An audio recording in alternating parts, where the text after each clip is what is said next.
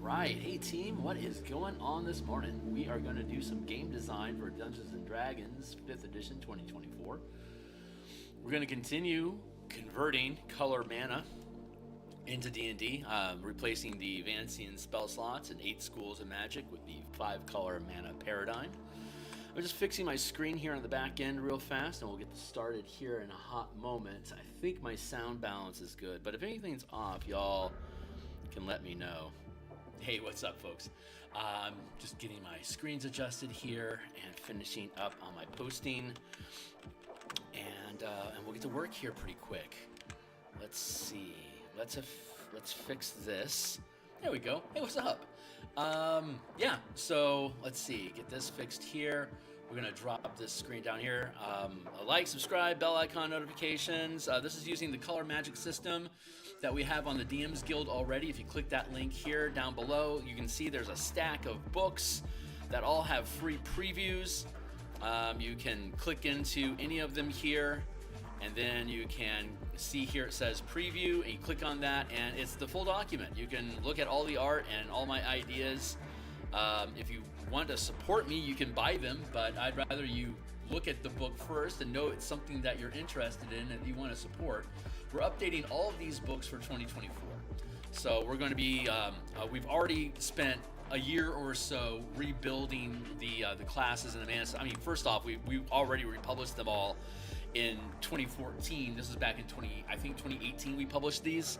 But now that we have the new 2024 rules, we want to update all these mechanics to jive with the changes that they've made with the character classes, the subclasses, the spells. We've just finished going through all the revised 2024 spells, and we will be updating that in the revised color mana spell list. This is going to be the first book that we're going to revise. You can pop this open. You can see here that it explains what the 5 colors of magic and Magic the Gathering are, some of the basic ways that you would describe what each color of magic is, the damage types that are associated with each color in D&D. And then between the aspects of magic and the damage that they deal, we come up with our color devotion list. So like we can see, acid damage is devoted to black and green, and generally in Magic the Gathering. So a spell like Acid Splash, even though it's a cantrip, it doesn't cost any mana, it still has an identity of black and green. So if you are a character that is into black and green magic, Acid Splash would be a natural spell that you would pick. Higher level spells, like for example, Cure Wounds, for example. Cure Wounds, healing is both an aspect of white and green magic, so Cure Wounds for 1 mana can be cast as a white or a green mana. So you can see how that parallel sits. When you're using a color mana system, when it's spell points instead of spell slots, we use a 1-to-1 point ratio. So let's go back here and look at our core mechanics book. Again, these are all free preview. I'm just going over the basics of how this stuff works so that we have a context of understanding what we're going to be doing with the Barbarian and the other 12 classes in D&D. So the basic structure is full casting. You get 80 mana by 20th level. A half caster gets 40 mana by 20th level, and a third or off caster, like the Pact magic of the Warlock that we were just looking at, the focus points for the monk, and as well as spell points for the say fighter and arcane trickster. That's 20 at 20th level. So that's the basic setup, and when you have a spell that you're going to cast with color, like for example Cure Wounds, if you want to, you can just use spell slots and replace the 8 schools of magic with color identity. So your Abjuration Wizard might now be focused on white and blue magic, which it naturally would be because of how the colors align with protection spells. It's going to be high leaning to high devotion to white magic. Like Cure Wounds, for instance, is white and green magic. If you just want to use color as an identity, when you cast Cure Wounds with your spell slot, it would just be described as a white and or green effect, using literal color visuals to express how magic manifests in your world. Like a region with warding magic might have a shimmering white radiance, or like things might have a fairy fire outline of a very faint white that gives everything a supernatural look because of the warding effect that's on it, for instance. So that's like one of like a demon could be wreathed in black and red flames because Abyss is generally like black and red magic, while a devil might have a devil's going to be more black and white magic. So they could have pulsing spirals and fractals of white and red Gordian knots of energy that float around them as a protective ward, for instance. So you can use magic and color any way that you want to express each other. But if you want to use spell points, it's a 1-to-1 ratio. So a 9th level spell costs 9 mana, a 5th level spell costs 5, a 1st level spell costs 1 mana, which is why you have the 80 points of, you have the different amounts of mana here are less than the total mana that you would get if you added up all the spell levels of the spell slots that you get. The spell slots gives you more because it's less granular in structure. So we reduce the amounts down to easily digestible amounts of this, basically 4 times for a full caster, 2 times for a half caster, and 1 time your level as a off third caster. That's a very easy scale, and when you multi-class, you just add up the mana pool, and that is your mana pool total. So if I was a 12th level wizard and a 3rd level paladin, I would have, 12th level as a wizard is 44, 12th level as a wizard, 44, and then a paladin 3rd level, 5, that would be 49 mana in your mana pool, and you'd be able to, since you're a 3rd level paladin, that'd be +1, and 12 as a wizard, so your multi-class level would be 13, so you'd be able to cast you'd be able to cast your highest spell level -5. So at 13th level, you get access to upcasting to 7th level, but because you're only 12th level as a wizard, you only have access to 6th level spells, and as a paladin, you only have access to 1st level spells. So the spell prep doesn't change, but the maximum spell level you have between 3 paladin and 12 wizard is a multi-class spellcasting of 13. You would combine your mana pool, the 44 from 12th level, the 5 from 3rd level with the paladin. That is going to equal 49 mana. And then with 7th level casting -5, you can cast 2 high magic spells.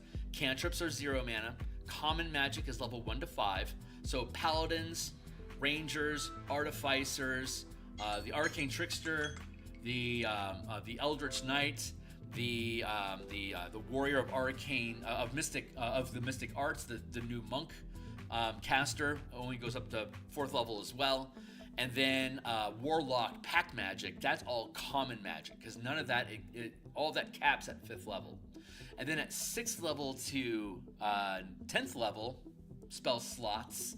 Even though 6th to 10th level spell slots is high magic. Wish is a 10th level spell that you don't get access to until 19th level with this system. So at 17th level you get access to 9th level spells, but you don't get access to Wish. At 19th level you now get a 10th level spell slot that you could use to upcast anything from 1st level up, but the only 10th level wish in the game, 10th level spell in the game is Wish. And at 20th level as a full caster, you can make epic wishes, which is you can permanently reduce your mana pool, sacrifice mana permanently to create magical effects or wishes to come true. And you're paying mana you have a conversation with the DM, negotiate the price to achieve a goal through your wish spell. So you don't have a chance of failure. Instead, you just permanently sacrifice mana from your mana pool to say, this is going to happen without failure and no tomfoolery, exactly the way that I imagined it. At 20th level, when your campaign is ending, that's a really cool way to end your campaign, to make wishes upon the world, to change it to the way that you want it to now be. After running through a 20 level campaign, you can change the world. And if the DM can negotiate with you about how you could get something, like maybe you want to permanentize haste on yourself. Why? But you could. And maybe it will cost you, like, say, 3 times the spell level. So it would cost you 9 mana permanently for you to always have haste active that doesn't exhaust you if it gets dispelled. Or maybe if it does get dispelled, it'll give you that stun for the round, but then it turns back on again automatically your next at the beginning at the end of the turn that you're stunned, for instance. So or you could do something like crush Menzo Baranzan, destroy it utterly. And the DM may say, okay, that's going to cost you all 80 mana to do that. And if you think crushing Menzo Baranzan and killing all the drow there is worth it, there you go. And then that could be its own challenge of you being allowed to do it. But the matriarchs inside of Menzo Baranzan feeling this crush happening might then start expending their own mana to try to counter the effect. So maybe as a capstone boss fight, it would be your will against the matriarchs of Loth, in seeing if you and your team can pool your effort to crush their mana supply and make that dream come true. And if it doesn't, then maybe like you don't lose the mana permanently, but you have to try something else because the wish was resisted. Like if you want to get rid of gravity on the planet that you're on, like if that's your wish, you're going to have to overcome the mana that forces gravity to work, which was created by the gods that have infinite mana that they can spend and sacrifice permanently, almost infinitely, to create rules around the universe.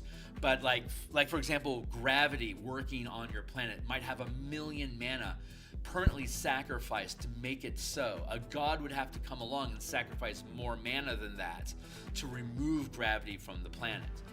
If humans wanted to remove gravity from the planet, they would have to amass a circle of over 1,000,000 mana being invested to remove gravity. And even then, it would become a test of wills between you and the god to break the rule and replace it with something new. So the DM can negotiate, like, this is going to break a core rule of the game, but a spell that exists allows you to modify it so we can scale the cost to work within that spell, which won't affect the whole world, but will affect engagement with whatever the spell is doing. So that's epic magic, which is a capstone feature because you're destroying your mana pool to make things happen. It's more like a narrative way for your players to permanently mark your campaign with changes, so that if you decide to then start a new campaign again at first level and keep going through that world, you're going to be playing with the modifications that your player has made. It's almost like you're playing Ball Pit, and you've got the meta game of building out all the structures and the resource building to up the passives of your characters. Similar, and then when you go down and actually play Ball Pit, you have the individual things that you're picking up during the game. But then when you leave that game and go back to your home base, you then invest your points into expanding your resources to give you more passives. You can run campaigns that way as well. Go through level 1 to 20. Dump your mana to make modifications to the world to make it fit more like what your narrative would say your characters want this world to be like. Make it like that, and then start new characters over at first level and start playing in that world again with these new modifications in effect. So you can have a progressive campaign developing around the tastes of the players as they go through and earn their right in the world to change it, because they went from 0 to God in the 20 levels. I can run a campaign from level 1 to 20 in about 250 hours. So I'm on my 4th iteration of our 5th edition Eberron Spelljammer campaign right now. It's been a lot of fun. So, but I digress. All these mechanics are in there. So you can cast 7th level spell -5. That's 2. You can cast 2 high magic spells. They could be 2 6th level spells, 2 7th level spells, or a 6th and 7th level spell. By the time you get to 19th level and you get access to 10, that means you have 5 spells that you can cast that are above 6th level that day. This hasn't been a problem. Casting Disintegration a bunch of times, who cares? Casting Plane Shift a number of times, who cares? Maybe you're going to think throwing Meteor Swarms 5 times a day for 45 mana is excessive. But if you're playing in a Spelljammer campaign where your Meteor Swarm can only basically affect 2 or 3 ships up to a mile away, that's actually pretty well, that actually works in the game that it's built for. So you can restrict that rule to only 1 6th, 7th, 8th, 9th, and 10th level spell per day. You can get rid of 10th level spells and leave Wish as 9th if you want. These are changes that I've made to the Magic system that I think is appropriate for use with the Magic the Gathering settings, which are colossal high epic level Magic shit to begin with, and everyone has mana in those games, so everything lives and breathes in Magic. Having more intense magical stuff going on is appropriate, just like the backgrounds in Ravnica Strixhaven gave you a whole list of extra spells on top of everything else. that was appropriate for that setting. This is a different way of looking at it. So we're balancing all of the character classes to make use of these ideas, whether they're implemented in your game or not. So that's the goal of this. And so beyond that, martial characters normally don't have mana. So we're rebuilding all of the martial classes to have basically focus points like a monk. Gain 20 points over the course of 20 levels. You get them back on a short rest. The Eldritch Knight and Arcane Trickster and Warrior of the Mystic Arts, they can then use their mana pool with their spell, with their either the powers that they're using through martial powers, or they can spin them on spells that way. So a 5th level fighter has access to Arcane Eldritch Knight that has access to 2nd level spells with 5 mana, could spend 2 of those points to cast a 2nd level spell, and then 3 1st level spells, and then you get it all back on a short rest. We also, with this supplement, which is martial powers, it changes all the half casters into short rest mana as well. And then there's also the ability during combat to sacrifice your action economy to generate mana during that round. So if I sacrifice my bonus action, like if a 9th level fighter sacrifices their bonus action, they'll get 2 free points of mana that they can use while they're making attacks to damage or increase their chance of hitting a target, or as a reaction before the beginning of their next turn if they're holding an action to do something, or they can spend mana to get extra reactions against different effects. So there's a lot of different ways that you can manipulate the mana that your characters get. So they end up with this short rest resource. They can hold their short rest mana for out of combat adventuring, to do magical stuff and use mana to boost their ability checks or D20 rolls, or to give them extra types of movement or different observation and perception, ability to perceive things in different ways, or to move differently. So the martial characters and the half-casters get access to all of their normal spells, which they can cast in this short rest mana way, and they can also expend mana during. They can also expend action economy during combat to generate mana that they can use to cast spells. But they're only minor. There's only common magic, so it doesn't really. At 9th level, a paladin sacrificing their reaction and their bonus action to generate 3 points of mana to use their magic action to cast a 3rd level, say, cure spell. If that's how you want to use your action economy, that is not broken at all. It's just pacing with what your cleric could have already have done 4 levels ago, but now you're sacrificing your actions during combat to get this spell for free. And by doing that, with the amount of combat you have per long rest, pacing around 20 rounds of combat, if you're sacrificing action economy, say every other round, to generate mana, at the end of a long rest with 20 rounds of combat built into the game with, say, 12 encounters between long rests, whether you're using gritty realism or just daily long rests, if you can pack that much adventure into your 24-hour period of time. I prefer gritty realism because it allows you to space stuff out and use bastions as an integral part of your campaign, which I love to do. So I use gritty realism where long rest is a number of days. With a bastion campaign, it's going to be every 7 days as a long rest, and every night you can take a short rest. So martial characters can get they can spend their level worth of mana every day and know that they're going to get it back when they finish a sleep that way.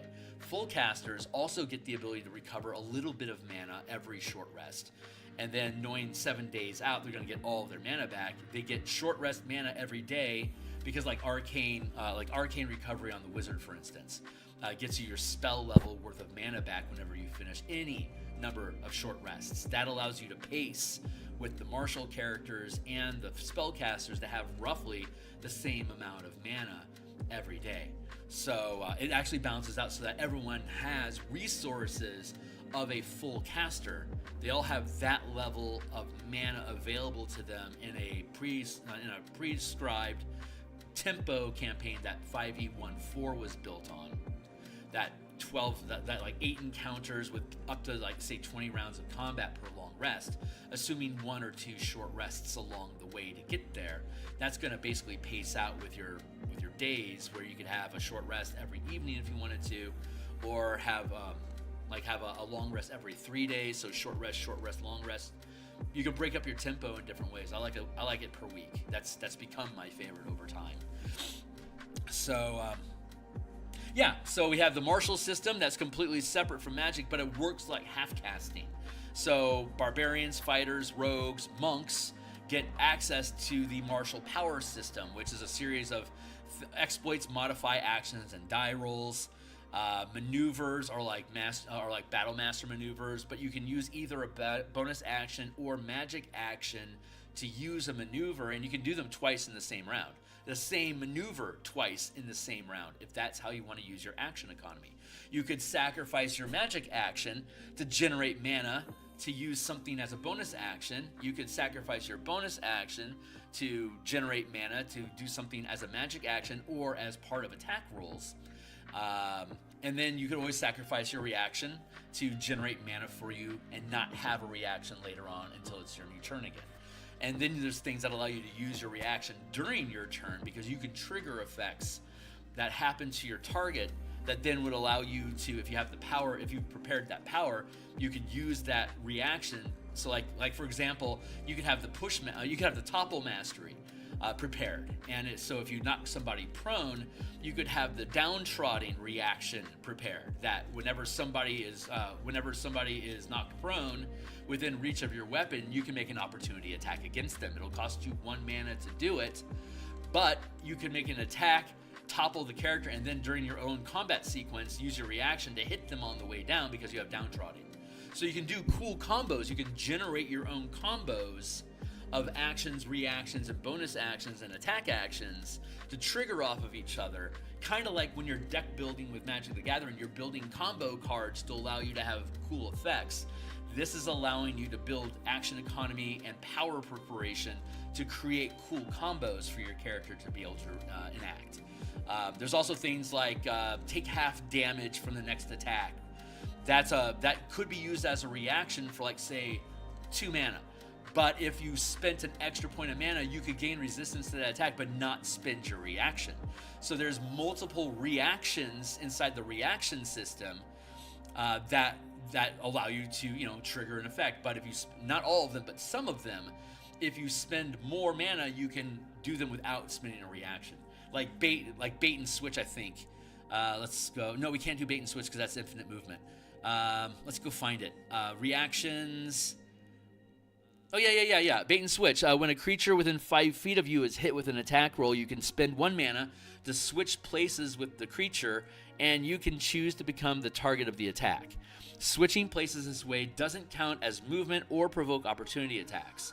In addition, the target of the attack gains a bonus armor class against the attack equal to your proficiency modifier, potentially turning a hit into a miss. And then the kicker is you can expend 1 mana to not use a reaction when you channel this power. So if you're acting as a defender, like say you're adjacent to the spellcaster, and the spellcaster gets targeted with an attack that might take away their concentration, you can use bait and switch to switch position. This is just a battle master maneuver, right? But we've converted, instead of using superiority dice, we're now using we're now using mana to pay for the ability, and each point of mana that you use in these maneuvers has superiority dice built into it. You get a D6 at first level, a D8 at I'll show you. You get a D6 at first level, a D8 at 9th level, and a D10 at 17th level. The Battle Master gets a D8 at 3rd level, a D10 at 9th level, and a D12 at 17th level. The Monk, Martial Arts, starts with a D6, and then it's a D8 at 5th level, then it's a D10 at 11th level, and then it's a D12 at 17th level. So your superiority dice for the Battle Master, the Martial Arts die for the Monk, becomes your power die. So whenever you're rolling a power die to trigger, kind of like the psionic die, you use the psionic die to potentially modify your bonuses and damage and stuff. Power dice do the same thing. So let's step past here we go. Inspired attack. Inspired effort. It triggers when a willing creature that you can see, including yourself, fails an ability check. In response, you can roll. It's a first rank power. So you spend 1 mana, so a minimum of 1 mana. Inspired effort. You can roll a number of power dice equal to the mana expended this way, adding only the highest number rolled to the result of the ability check, potentially turning failure into a success. And then as a kicker cost, you can expend an extra point of mana to not use a reaction to do this.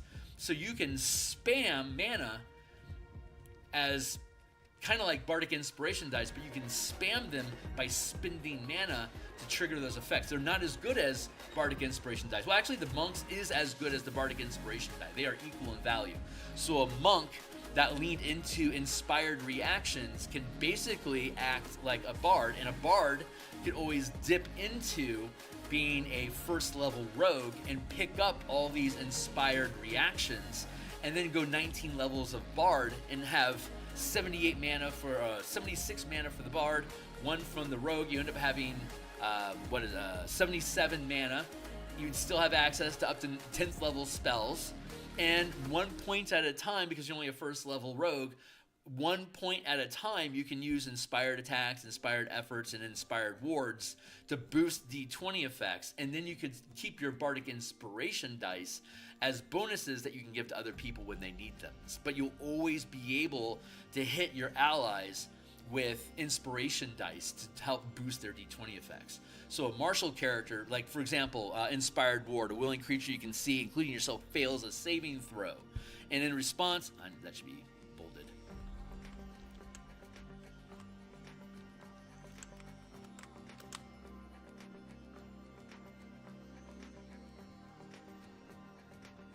What is going wrong?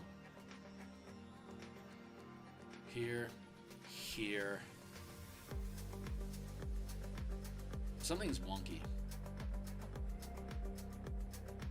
Something went wrong with that screen. Anyway, the response is spend mana, and you can spend a number of mana equal to your max channel rank, which is 1, 5, 9, 13, 17.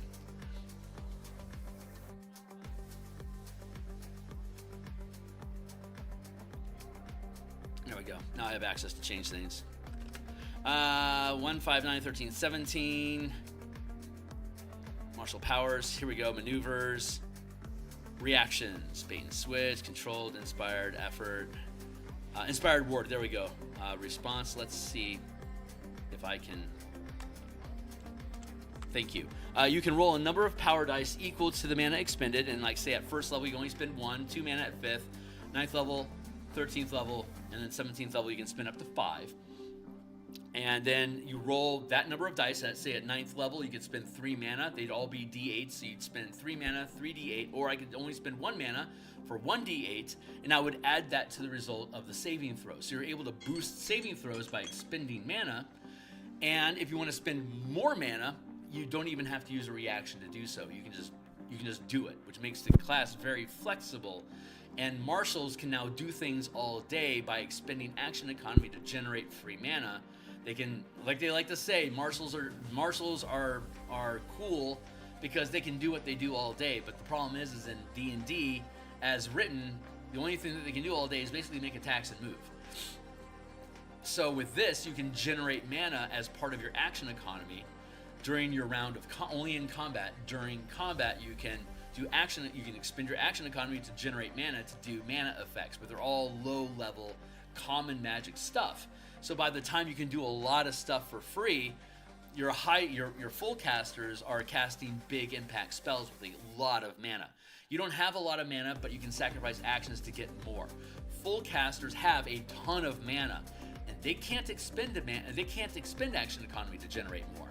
If you multi-class, a full caster can sacrifice action economy to generate mana, but they can only use it with powers that they've gained from that class, like the Bard Rogue, a 19th level Bard and a 1st level Rogue. You can cast spells at 10th level as a Bard at 10 mana chunks at a time, but if you want to use any of these powers, you can only use 1 mana at a time, and it'll only generate D6 for you because you're only 1st level as a Rogue.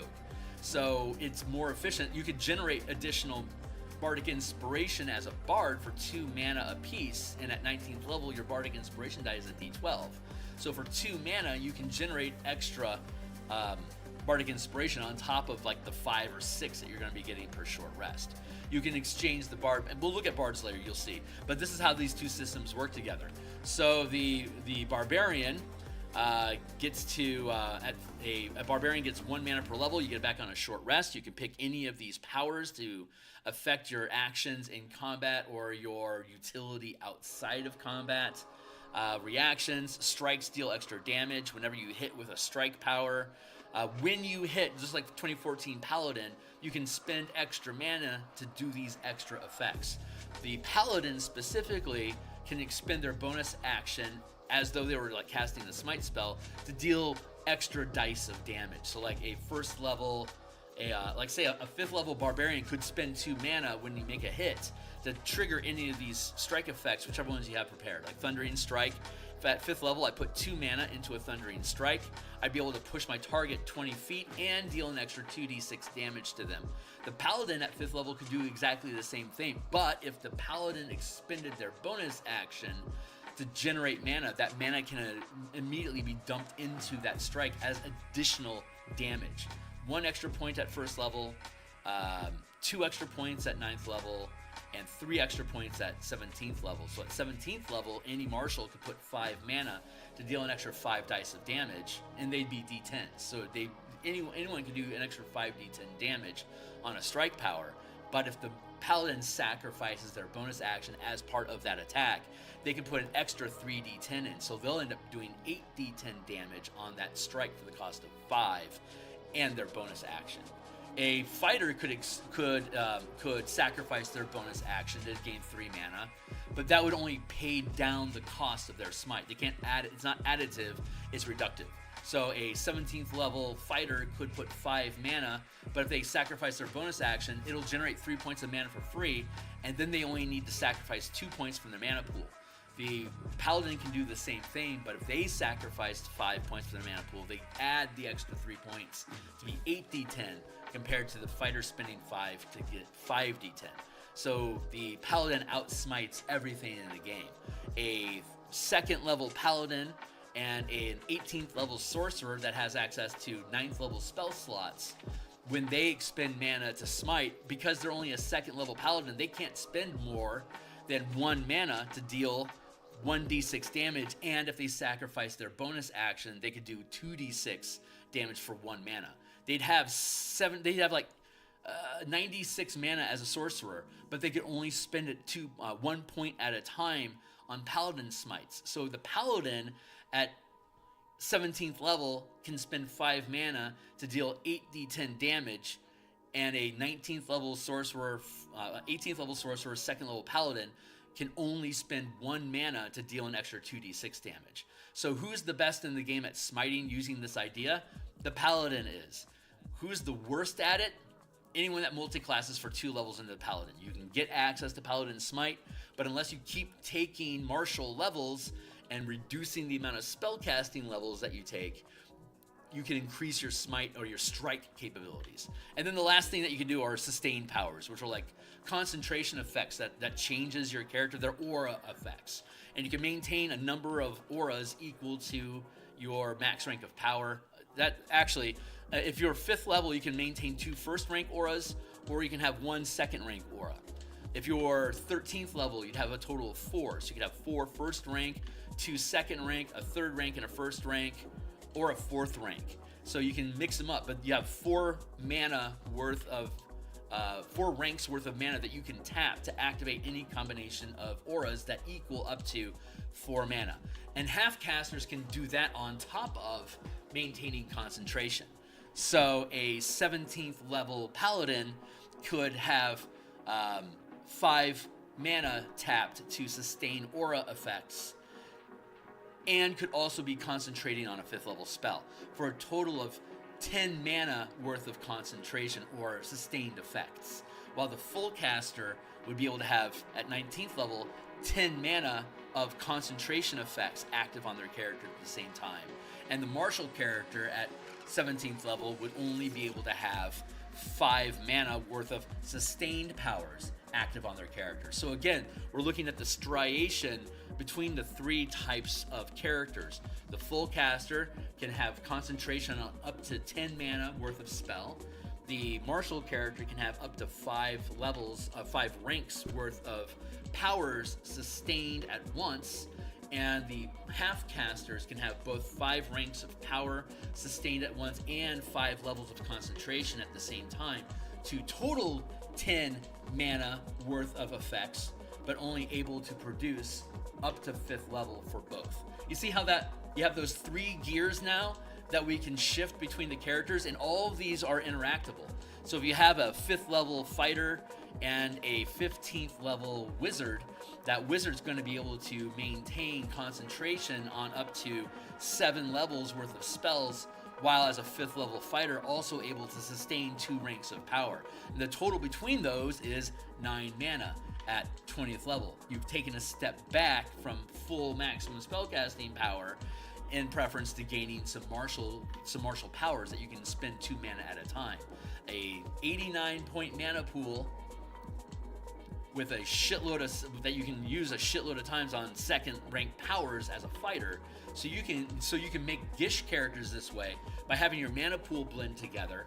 Like you'd have that 89 mana, and 5 of it you would get back on a short rest, on top of the arcane recovery that you get as a sorcerer or as a wizard, which would be an extra 7. So you'd get 12 mana back per short rest as that multi-class, with a maximum amount of 89 mana that you get back on a long rest.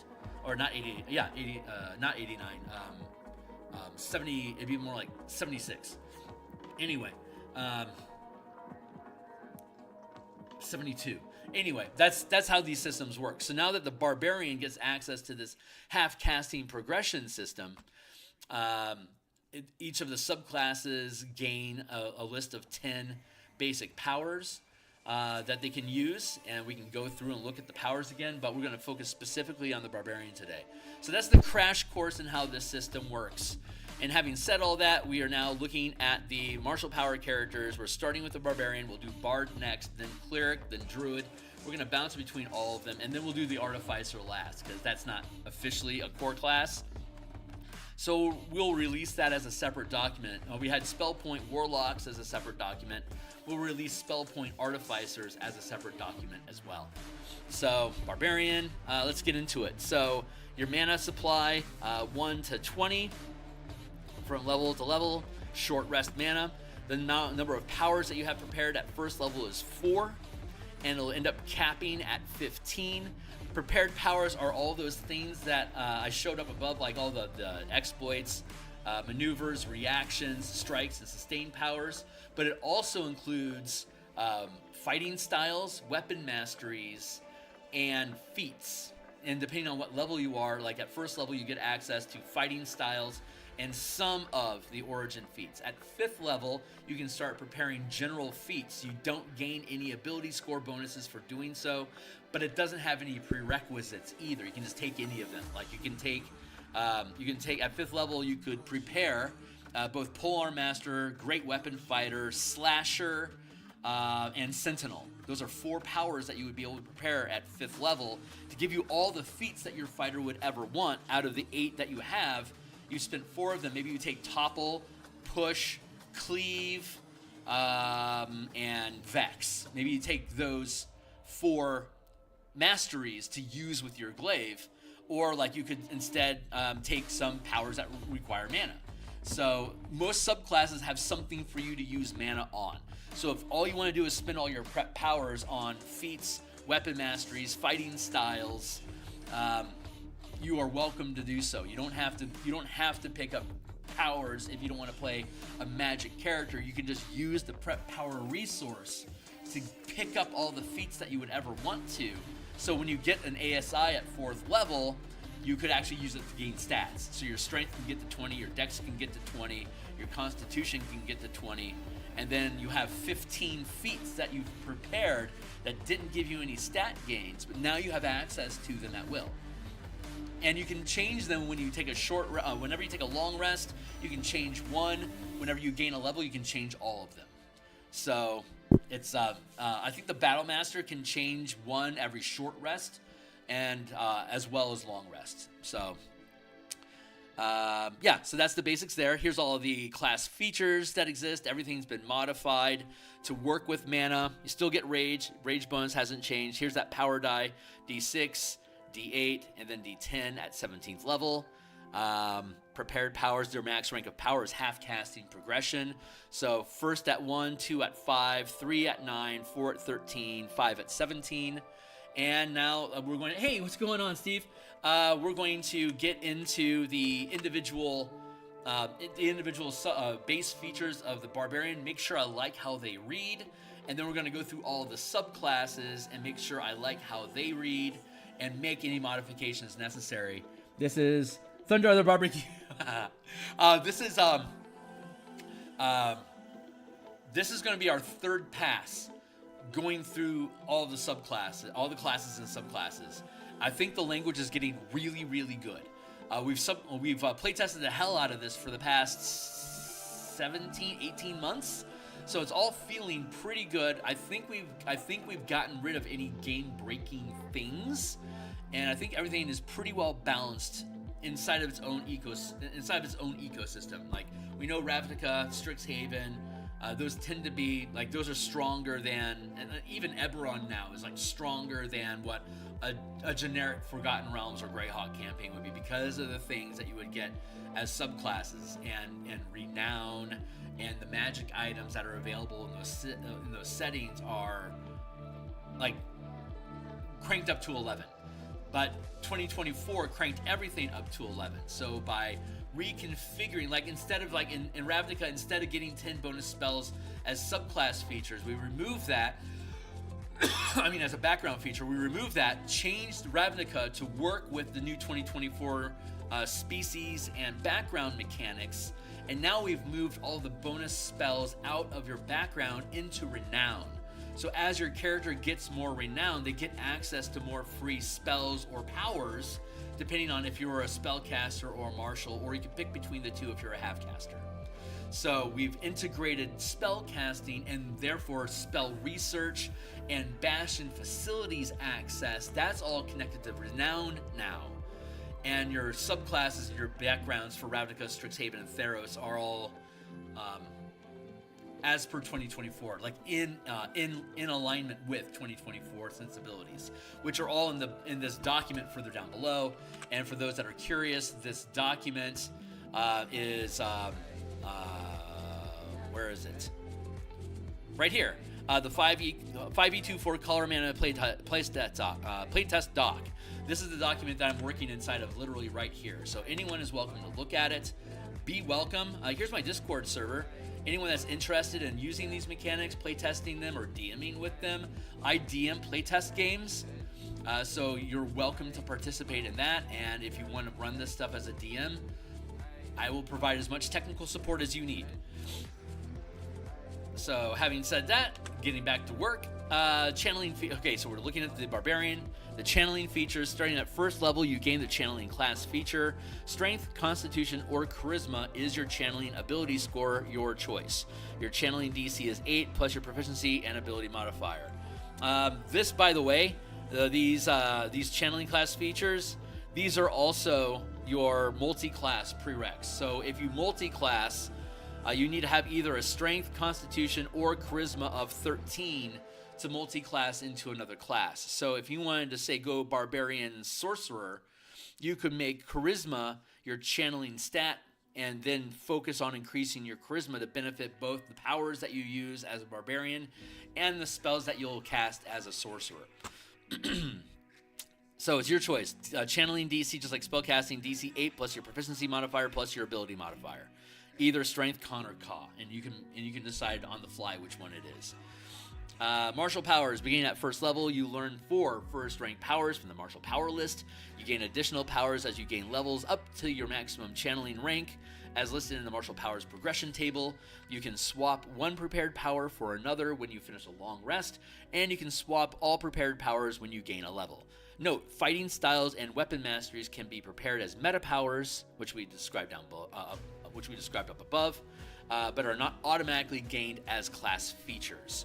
So that's why we don't have weapon masteries listed here. But monks, rogues, barbarians, fighters, as well as Rangers, Paladins, and Artificers get access to weapon masteries and fighting styles. So your and if you want, also the Warlock. We assume that the Warlock does. So the Warlock becomes the default Gish class using the system, because they'll eventually get 10th level Mystic Arcanum at 19th level, and they'll have gained access to up to 5th level spells at 9th level using Pact Mana, and they'll get martial powers at half casting progression. So an 11th level Warlock will have access to 5th level spells as short rest mana. They'll have Mystic Arcanum, what did I say, 11th level? They'll have a 6th level Mystic Arcanum spell slot that they can use with long rest mana. At 11th level, they'll have 6 long rest mana. And by 20th level, they'll have 40 long rest mana and 20 short rest mana. So that 11th level Warlock will have 11 Pact Mana. They'll have 6 long rest mana. They'll be able to cast 5th level spells using Pact Mana or the 6 points of long rest mana that they got. They can cast the 6th level spell only with the 6 long rest mana that they got, Mystic Arcanum points, which is separate from Pact Mana points.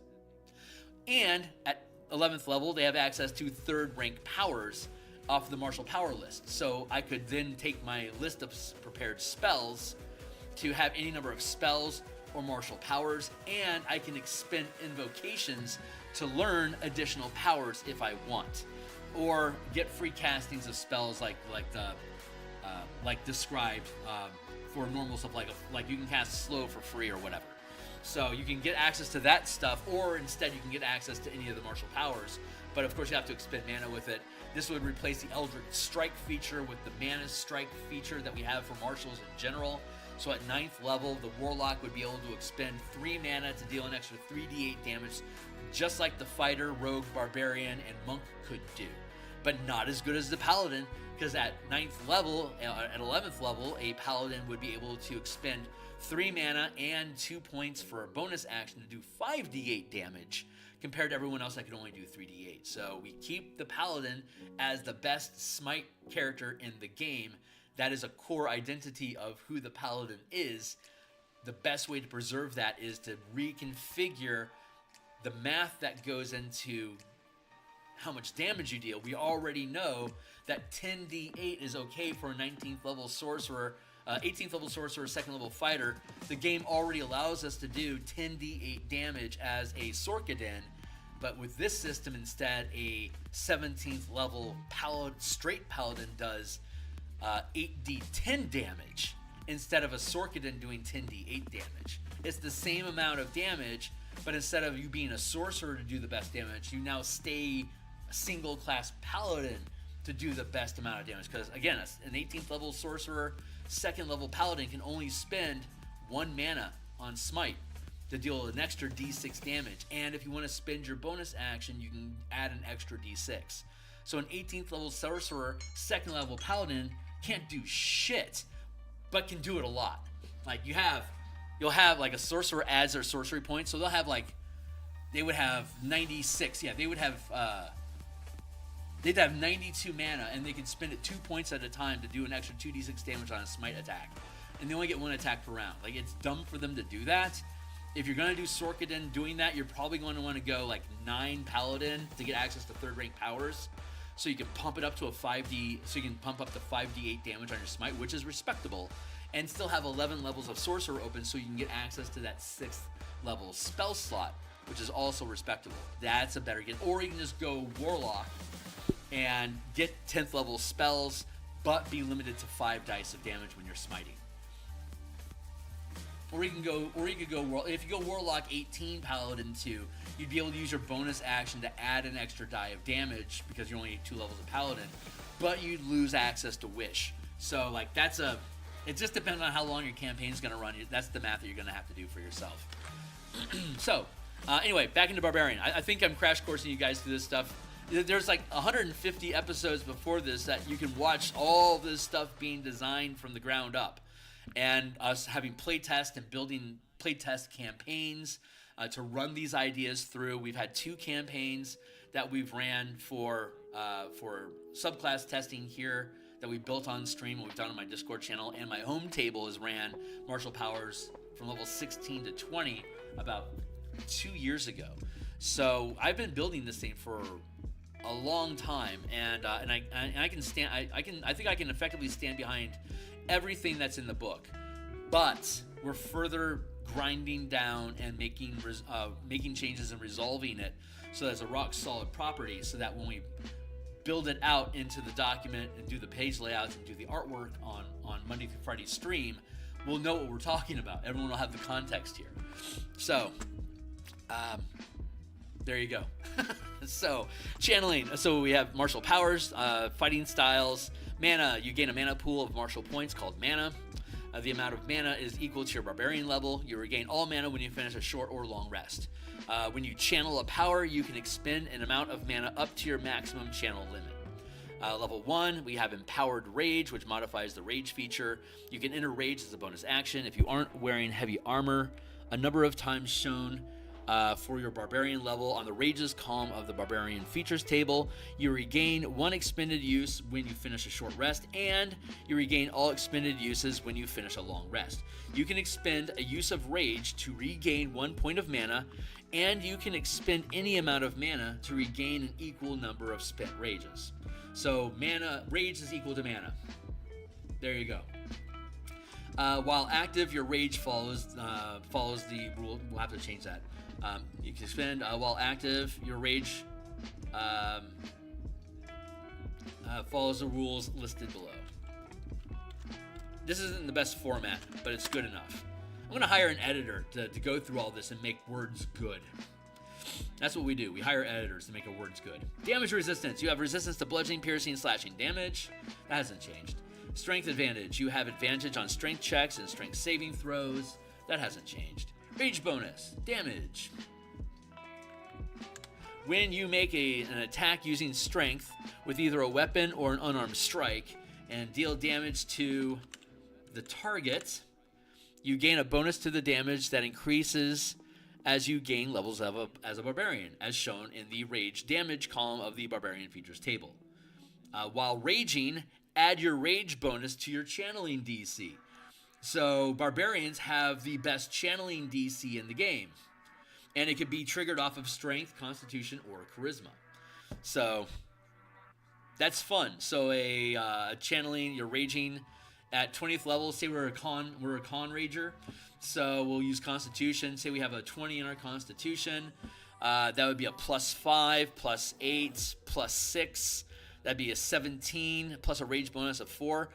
Our DC for saving throws at 20th level, or rather as early as 17th level. No, 20th level, because it gets punched up even further to 22. So it'd be 6, that's 12 plus 4, that's 16 plus 8, a DC 24. So our 20th level barbarian channeling powers have a DC 24. That is ridiculous. No concentration or spells. You can't maintain concentration, and you can't cast spells while you're raging, but you can channel and sustain powers. Primal power. While raging, you can expend hit dice without requiring an action instead of mana to channel powers. When you do so, an equal number of power dice, if rolled, are replaced with D12s. So at first level, you have, at first level, you have 1 hit die. If I wanted to use that hit die as extra mana, I can, and say it was a strike power. I would then, instead of rolling a D6, I would roll D12. In addition, I regain a number of hit points equal to my constitution bonus. So if at 5th level, if I can channel 2 mana. If I hit you with a strike power, instead of spending mana, I can spend 2 hit dice and deal an extra 2d12 damage, and I would heal. Say my con is 20 at 5th level, very possible. It would be an extra. I'd get 5 hit points healed. It wouldn't be 10 for the amount of mana. No, it'd be 5. So spending hit dice is going to be more efficient in healing you, but if you need it, you can use that mana to punch up your mana or to deal more damage as mana. There you go. Duration. During combat, rage lasts until the end of your next turn, and you can extend it until the end of the following turn by doing one of the following. make an attack roll against an enemy, force an enemy to make a saving throw, like say with grapple or trip mastery, take a bonus action to extend your rage, or channel a maneuver or a sustained power. Out of combat, rage can be sustained as a first rank power. So I could turn and keep rage active by spending and tapping 1 point of mana to keep rage active ongoing. Actually, I should.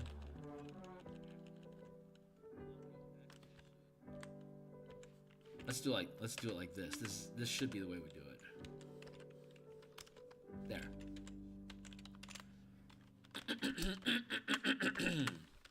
No, we should word it this way. In addition, rage can be sustained as a first rank power. That allows you to do it both in and out of combat. So during combat, you can just sustain rage by doing shit, and then at the end of combat, if you want to keep the rage going, you can just tap a mana, and it'll just stay on until you turn it off. Your rage ends if you choose to, no action required, don heavy armor, or have the incapacitated condition. There you go. Unarmored defense. While you aren't wearing any armor, your base armor class equals 10 plus your dex and constitution modifiers. You can use a shield and still gain this benefit. No changes there.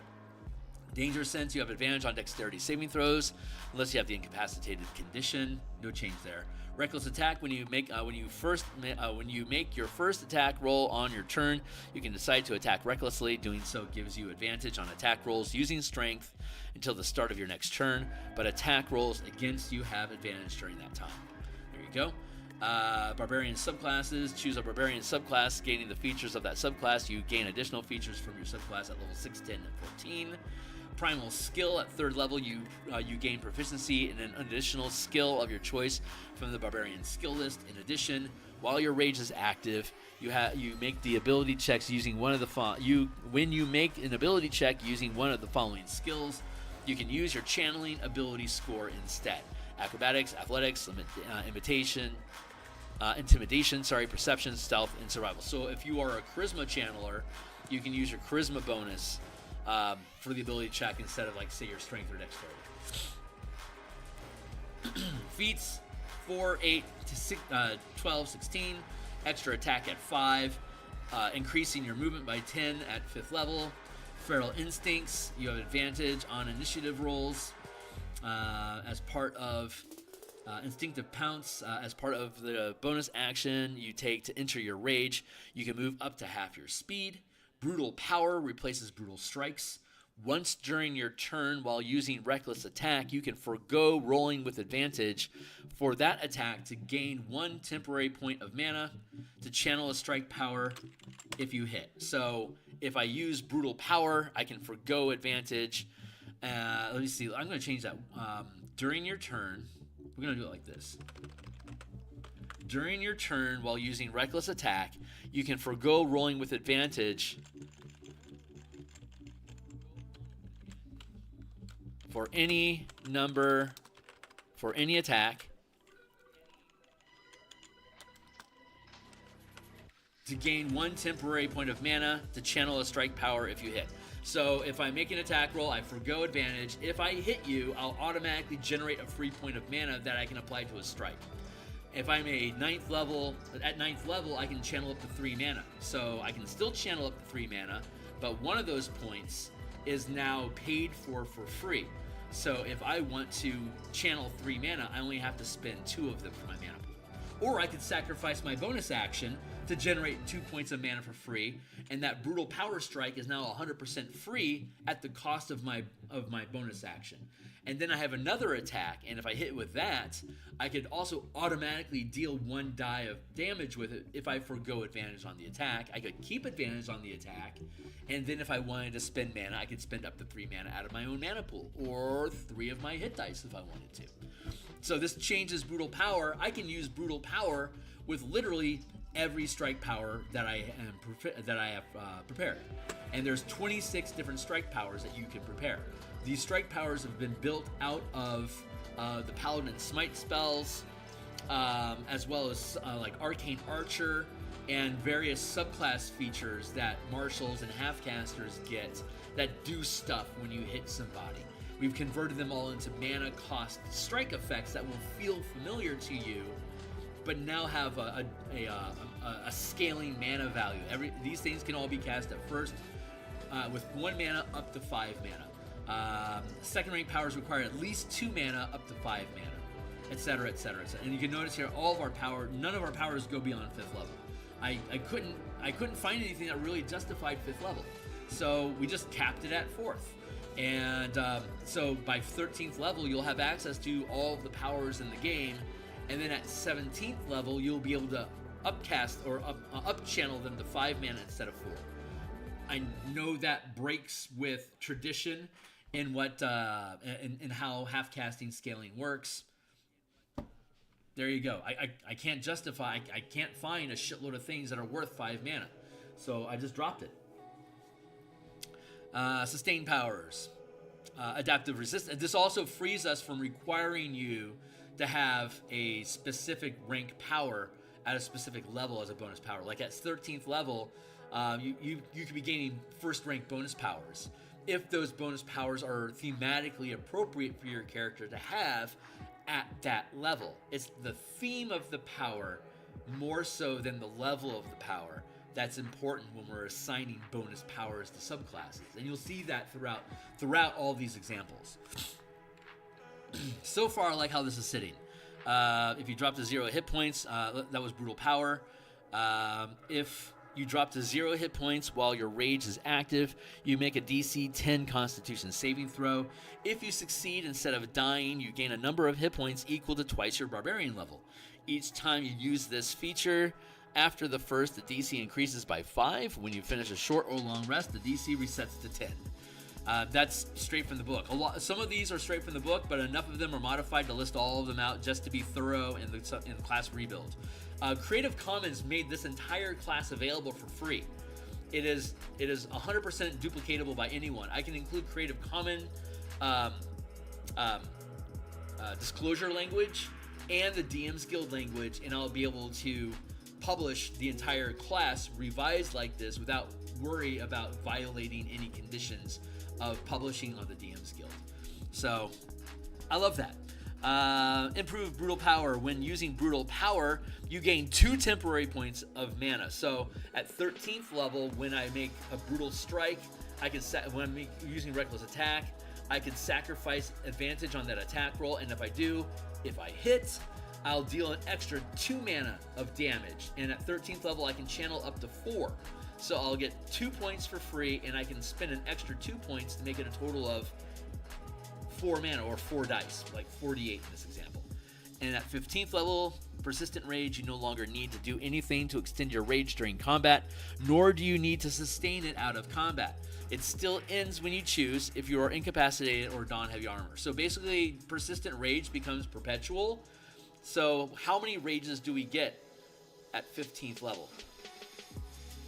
At 15th level, we get 5 rages. So, and we already determined rage is equal to 1 mana. We can sacrifice rage to get mana. We can sacrifice mana to get rage. So you can turn on Persistent Rage when you wake up. That's 1 use. And now you have 4 mana open that you can just take into your mana pool. And now you have, at 15th level, you have 19 mana. So this is a way for you to cheat even more mana in. Notice that with the 20 dice, at 20th level, you've got 20 mana, you've got 20 hit dice, and you've got 6 plus every short rest. So you've effectively got, you spend 1 there, that's 5. You've effectively got 45 mana, 20 of which you get back on a short rest. 21, sorry, because you get a use of rage back every short rest. So you effectively get 21 mana back every short rest at 20th level. You've got just as much mana as a full caster does, with 80 mana getting 10 mana back every short rest at 19th level. You are equal in your mana pools. So, yeah, not bad. Super fun. Super, super fun. 15. 17, improved brutal power. When you're using brutal power, you gain 3 temporary points of mana. So at 17th level, we get 2 attacks. If I sacrifice my advantage, I can channel up to 5 mana, 3 of which are paid for. So this character can literally just go all day, just always Like, as long as I'm using reckless attack, I can always deal extra damage. So the Barbarian becomes the most consistently damaging character in the game. So, neat. There you go. The Ranger, we'll get to the Ranger eventually, but the Ranger, when you use Mark of Prey, which replaces Hunter's Mark and Favorite Enemy, did my music stop? Yeah, it did.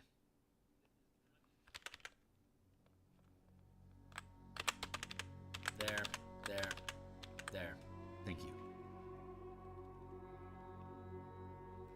Let's see. Yeah, so the Ranger, and hey, Gabby, what's going on? It's good to see you.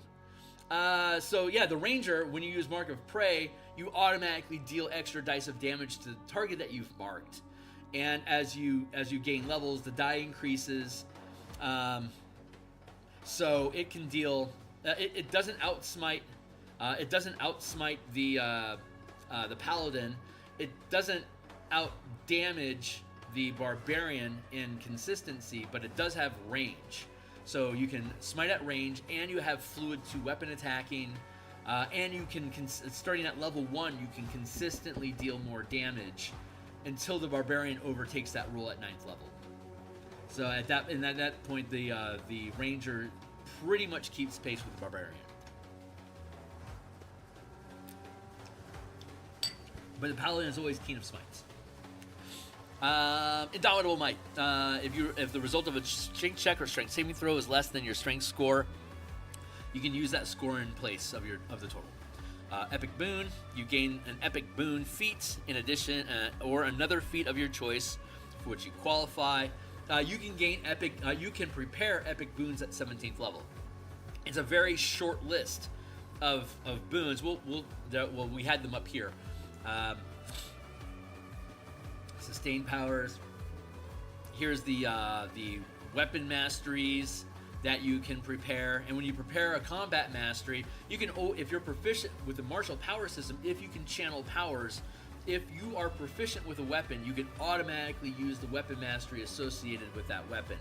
When you prepare a mastery, you can use that mastery with literally any weapon. The two exceptions to that is cleave and grapple are melee only, and Nick has to be can only be used when dual wielding light weapons. The rest of them can be used with ranged or melee weapons as you please. And there's a total of 12 of them. There's a total of 12 of them. So like if I were to prepare Graze automatically, Graze is part of, like, Cleave is Battle Axe. That's right. Two-handed sword has Graze. So even if you miss with the attack, you're going to deal your abilities score and damage. But you can take Graze with Longbow. So when I fire an arrow, even if I miss, I'm going to deal my dexterity score of damage to the target by basically grazing them with a hit. When you graze somebody, you can't use strike powers. Weapon masteries are like cantrips, while strike powers are like spells. You can't cast a spell and cast a cantrip with the same action unless something specifically says that you can. Normally you can't. So similarly, you can either use a strike power or a weapon mastery, but you can't use both at the same time unless a class feature or power says that you can. And there's a lot that do. Like the Ranger, one of the things the Ranger can do is they all have a specific strike power assigned to them. And whenever they use that strike power when they're attacking their Mark of Prey, they can use the strike effect and they can apply a combat mastery at the same time. So they can deal extra damage, cause one effect, and cause a secondary effect with the mastery. But normally you can't use both at the same time. So that is another way that the Ranger has more utility than any other character in the game by default. So it is unique unto itself. So Paladins outsmite everybody. Barbarians sustain large amounts of damage more than anybody. And the Ranger has more utility in combat than anybody. Let's see. Yeah, weapon masteries. And then we have damage types. You can prepare damage types. So if I prepare acid damage at first level, whenever I make an attack, any kind of an attack, any weapon attack, including unarmed and natural weapons, I can deal acid damage instead of BPS. By 5th level, I could do Force, Necrotic, Psychic, Radiant, Thunder. That's fine because most subclasses, many subclasses, give you something like this as a subclass feature around 6th level anyway. Like the Monk can always deal Force damage if you want with unarmed attacks, starting I think at 6th level. So this is well within curve, but you have to prepare these so they're using your resources. It doesn't cost anything. It doesn't cost any mana to use these. It doesn't cost any mana to use these. This is just something you prepared your ability to do. If you wanted to, you could also do BPS, but that's kind of dumb. And then there's feats. At 1st level, you can prepare origin feats. Notice how skilled is not an option here because that's broken. It proved to be broken immediately. Starting at and we can also any martial that has channeling can prepare fighting styles as though they were feats. Let's see. General feats, 2nd rank. We can so when we get access to 2nd rank powers at 5th level, we can prepare general feats. We don't gain the proficiency. We don't gain any of the ability. General feats can be prepared when you gain the ability to channel 2nd rank powers. When you do, you can ignore any ability score prerequisites, and you don't gain any ability score increases. And then Epic Boon, 5th rank. So epic boons, you can prepare these when you gain the ability to channel 5th rank powers. When you do so, you can ignore the level 19 prerequisite, and you don't gain any ability score increases. But the list is tight. So the only boons that we allow are the boon of combat prowess, which means that you automatically hit whenever you make an attack once per round. Boon of dimensional travel is basically Misty Step for free. Energy resistance, choose an energy resistance. You're now resistant to that energy, which is a power you could have gotten all the way at 1st level as a sustained power. No, at 2nd level. You can get access to that at 5th level. This is just, it's 6 or a half dozen at that point. Who cares? Oh no, this actually doesn't require any sustain, so you can do this one for free. So this actually is worth it. Boon of speed, it increases your movement speed. You can take it multiple times. And then Boon of True Sight, you gain True Sight out to, I think, 30 feet. This is a very tight list of boons that you can gain, but there's no reason why a 17th level character wouldn't realistically have access to doing these sort of things.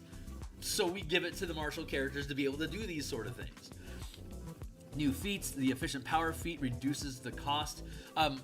This is a great one. It's considered a fighting style. You can choose an exploit, maneuver, or reaction power that you have prepared from the discipline list above.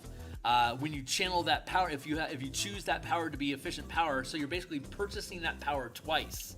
And if you do, using that power generates a free point of mana.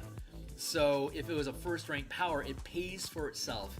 You prepared it twice, it's now free for you to use. But you can still spend extra mana, up to 5 mana, 1 point is free, and then you can spend 4 more points to take the 5th rank. Just like if you were to sacrifice your bonus action to gain free temporary mana, using the power itself generates the mana to pay for it. So I can make a 3rd rank efficient power, and it'll pay for 1 point for itself, and then I only have to spend 2 points whenever I use, like, say, Anchor.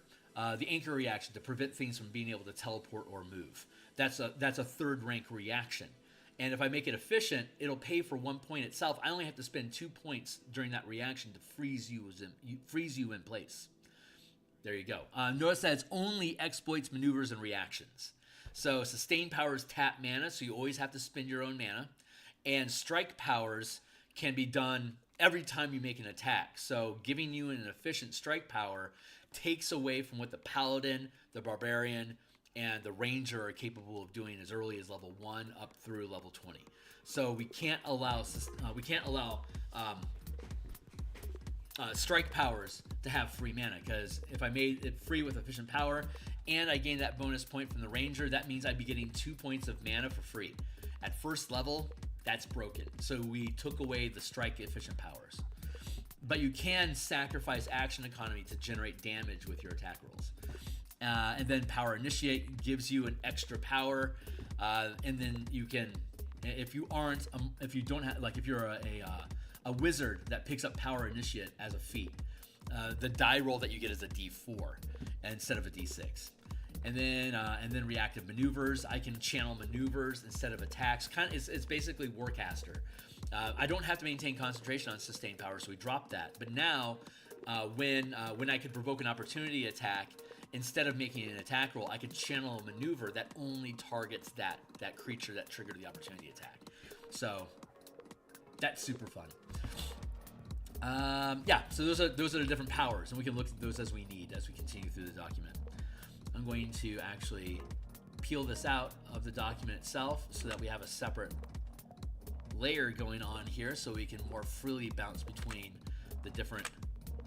the same document on different windows to look at different parts of the book. And then that was Epic Boons, and then Primal Champion. Your strength increases by 4, and their maximum can be 25. So that'd be a +7 bonus. So at 20th level, while raging, our channeling DC is 8, +6 from proficiency, +7 from Primal Champion, and our rage bonus is +6. So that's 19. So the DC would be 27. Crap, that's massive. Yeah. Sorry, not, Jesus, it'd be 27. At 20th level, your Barbarian has a DC 27. Wow, that's insane. You'll be tripping fools for days. Okay, so that's the base chassis of the Barbarian. And now we're going to keep these abilities in mind, like these base class features in mind, while we're looking at the subclass features of the Barbarian. So I'm going to jump over here into a third window and drop down to the core Barbarian classes to make sure that we're keeping an eye on the features while we delve deeper down into the subclasses. I'm going to take a quick sip here. A sip of water to wet my whistle. And just take a second here to say thank you to everybody that's hanging out and listening to the stream. This is how I build things. I do this on Mondays and Thursday nights, as well as Saturdays like this. I do all the artwork for the books that I publish, and I do the artwork for those books on Monday through Fridays in the mornings. So I'm online 8 times a week. You can subscribe if you want to see more of this stuff in the future, or watch my artwork on Monday. You're most welcome. And thank you for anyone that's come through and checking this stuff out. You can join my Discord server if you want to get involved in playtesting, either as a player or a DM. I'd love to have you. Be welcome and well met. Okay, Paths of Power.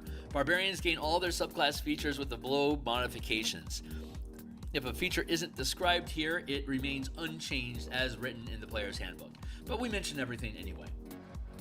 Features. So, like I was saying, we gain bonus powers. Just like spellcasters get 10 bonus spells over the course of their character, the marshals gain 10 powers over the course of their across 17 levels. And you can see here that we only go to 4th rank powers. We were just talking about that. But that also frees us from having to worry about what level a power is when as long as you have access to those. Like at 9th level, we have access up to 3rd rank powers. So you can see here we've selected a whole bunch of 1st rank powers that are appropriate for the Berserker as the Berserker gains levels. So let's go through stuff. We'll look at powers another day. We're not going to worry ourselves about them right now, because that'll be after we go through all the subclasses and make sure that we like how they read from Barbarian to Wizard and Artificer. We'll then go through and edit all the powers again to make sure that everything is curving together. And at that point, we should be at a point where we can start getting an editor to go through and help clean up the text on these things to make them something that we can drop into page layouts and start doing artwork for. So I'm excited about that. This is kind of like a couple months from now. This will be geared up and ready for us to start building. So let's start looking at the actual features. And as a feature toggles into a power, we'll then go look at that power to make sure it's jiving with what it is that the class does and what its current reading is, to make sure it's good. So Frenzy. If you hit with a reckless attack while your rage is active, you deal 1 extra power die of damage. This doesn't count towards your max channel limit. So if you're using reckless attack with the Frenzy, you're basically gaining a free die of damage. At 1st level, it's a D6, then it's a D8 at 9th, and it becomes a D10 at 17th level. So I could combine this with Brutal Strikes at 17th level, I get a free point of mana on top of the other 5 mana. I can now do 6 dice of damage at 17th level, and it will only cost me 4 to get all of that. So that's really, this is only during my own turn though. Only during my turn. So that's really strong. The Berserker, the Berserker does the most damage in the game at first level, basically, which I think that's appropriate. 6th level, Mindless Rage. You are immune to the charmed and frightened conditions while your rage is active, and if you're charmed or frightened when you begin raging, these conditions end for you. That hasn't changed. Retaliation. While your rage is active, you can expend 2 Barbarian hit dice to channel the retaliation power without using a reaction. When you do, you regain D12 hit points. So let's go look at, this is the retaliate power. And we gained retaliate all the way back at 3rd level for free. So let's go look at what retaliate does. Since it's relevant to the class, we should look at it. So going back up to reactions, is it still 1st rank? It may have changed. Retaliate, 1st rank. It's a 1st rank reaction. As a reaction to taking damage from an attack, you can make a weapon attack against the attacker if it's within reach of your weapon. This costs 1 mana to use. So what does our subclass feature here say? At 10th level, when we can channel up to 3 mana worth of power, while your rage is active, you can expend 2. You can already expend Barbarian hit dice to instead of mana, and when you do, the power die is a D12. So retaliate. How does that read again? As a reaction to taking damage from an attack, you make a weapon attack against the attacker if it's within reach of your weapon, and that costs 1 mana normally. This costs effectively 2 mana. It's 1 hit die. It's 2 hit dice. 1 hit die would effectively be paying for the mana, and the 2nd hit die is paying for this effect. So we can do so without using a reaction. And when you do, you regain D12 hit points. So I don't have to use a reaction to trigger, to channel retaliate. So if I get, as a 10th level Barbarian, if I get attacked 5 times this round, I could spend 2 Barbarian hit dice each attack and make an opportunity attack against them. I can make an attack against them as many times as I get hit, as long as I can keep spending hit dice, and every time I do, I get to heal D12 hit points in the effect. This allows my Barbarian, as long as my hit dice last, I can just serve damage back point by point and absorb most of it. I'm already going to be taking half damage from it because of resistance, probably, and this is going to allow me to add an extra D12 hit points of healing on top of it. That is a really fucking, I'm really proud of that one. Hey, what's up? Like the Barbarian's hyperbolic? Yes, exactly. The Barbarian gets crazy. Its economy is excellent. And because we're making mana a base mechanic to the class, we get to use mana as a means of generating and like a way to exploit the mana that they have. And that is a very Magic the Gathering sort of mentality to be able to apply to the 5e game engine. I am particularly tickled about our ability to do things like that. Again, this is talking about us being able to build deck combos that we can generate for ourselves. Like, for example, I can make that attack as a reaction without expending a reaction, and then when I make that attack, I could trigger either a weapon mastery or a strike power. So I could, with retaliate, I could use tripping attack and knock you prone while dealing extra strike damage. And then if I have downtrodden as a reaction active, I can then use my reaction to opportunity attack you on your way down to the ground. That would use my reaction, but I would then also be able to continue to retaliate by expending 2 hit dice at a time. So, God, that's a great combo. It's expensive, but it's fucking cool to be able to do it. So we've got all sorts of, we got a ton of cool little combo stuff like that all built out all throughout this, throughout these modifications. And again, once we publish these on the DMsGuild, just like all the other books that we have, they'll be 100% free for you guys to read. People buy my books to encourage more behavior. not so like there are products on the DMsGuild that you have to buy the book to even look at the first page. That makes me sad. So I like to make the book. I like to charge the book for a fair price, but let you decide if it's worth buying or not. Which is, I think, how bookstores work, right? Anyway, that's just me. Hey, what's up? Old Swords Reign versus Shadow Dark. What say you? Hey Steve, I don't know Old Swords Reign, but I have played a number of Shadow Dark games, so I will say Shadow Dark because I've played it. I've played 4 sessions of Shadow Dark, I think, so far. It basically just plays like it's just 5e basic. Like if Wizards of the Coast had made a basic version of the game that was just an attack and a move, and you know, just like basic D&D, but using the D20 system instead of THAC0 and all that shit, Shadow Dark would probably not have exploded the way that it did, because Wizards would have already filled that gap. They probably still should. Anyway, 14th level, Intimidating Presence. As a bonus action, you can channel Wave of Terror as a second rank power, or you can reduce the range to 30 feet at no cost. Woo! So let's go look at what is Wave of Terror. We get Wave of Terror at 13th level. It's a 4th rank maneuver. And at 14th level, we modify it. So we got it at 13th level as our bonus, as a bonus power.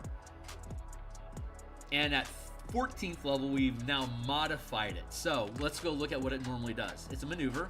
So let's go check it out. Wave of Terror. Hey, what's up? Noise. Yeah, you bet, man. Wave of Terror. You can choose any number of creatures you can see within 60 feet to make a wisdom saving throw within 60 feet. To make a saving throw. Each creature that fails is frightened of you. The effect ends for a creature when it is no longer in line of sight of you. And that should be the effect ends for a creature when it is no longer in sight of you. It can also end the effect early if it succeeds a wisdom saving throw at the end of its turn. When it is no longer within range of you. That's a better way of wording it.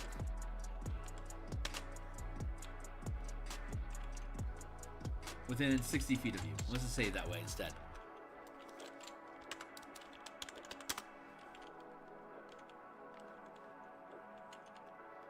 It can also end the effect early if it succeeds a wisdom saving throw at the end of its turns. So frightened by nature, by the very nature of frightened. Here, let's go look at frightened.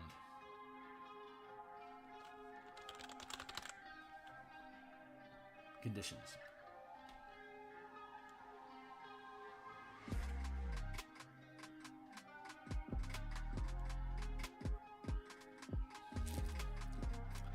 Frightened. While you have the frightened condition, you experience the following effects. Ability checks and attacks affected have disadvantage while the source of fear is within line of sight. Can't approach. You can't willingly move closer to the source of fear. Oh, within line of sight is a thing now. I'm going to change that back.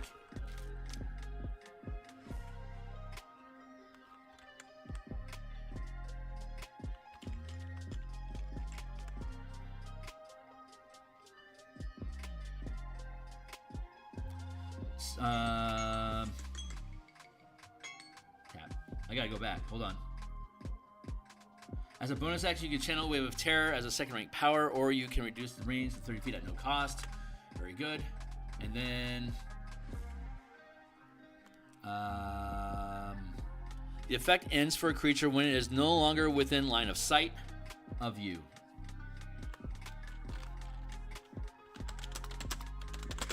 Is that the right way to word that?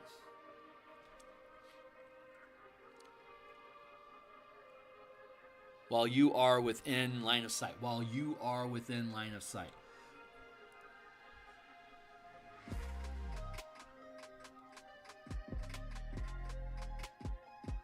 Within your line of sight. There.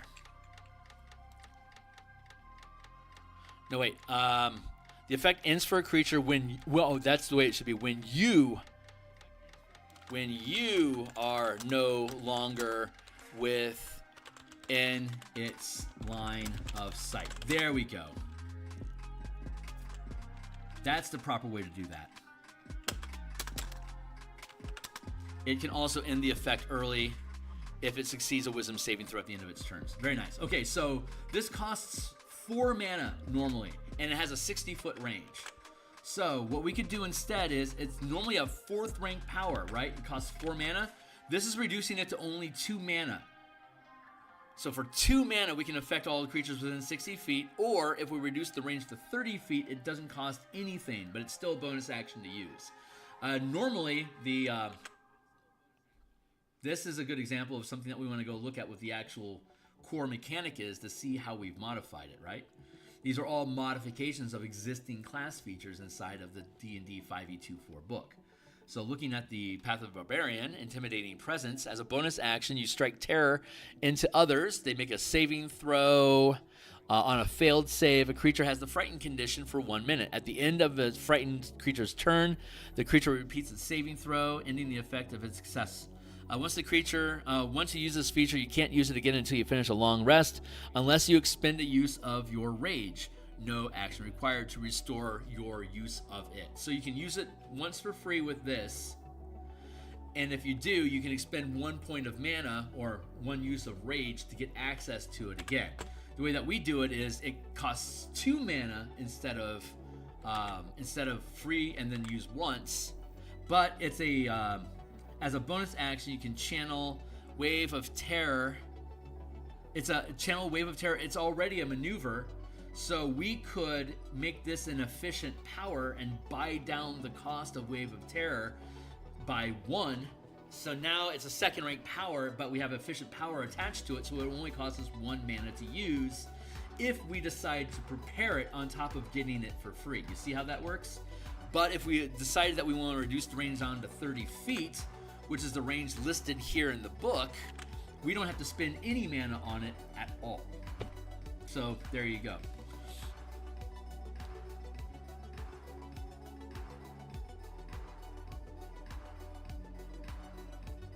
I'm going to actually change that. Or you can reduce the range to 30 feet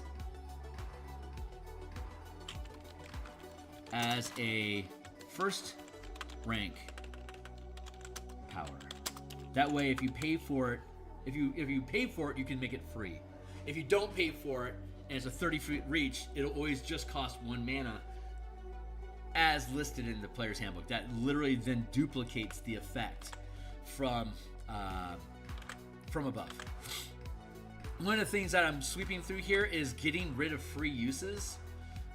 Like if you can do something X amount of times per day, based on your ability score. You don't need that with mana. You get so much fucking mana just by being a spellcaster, or through equivalently through this system. You don't need free uses of stuff in general. You can do things that reduce the cost, and then we have ways of making it pay so it becomes free. But generally, we don't need to give you free uses of things. Like the Archfey Warlock, for instance, gets charisma bonus of free castings of Misty Step.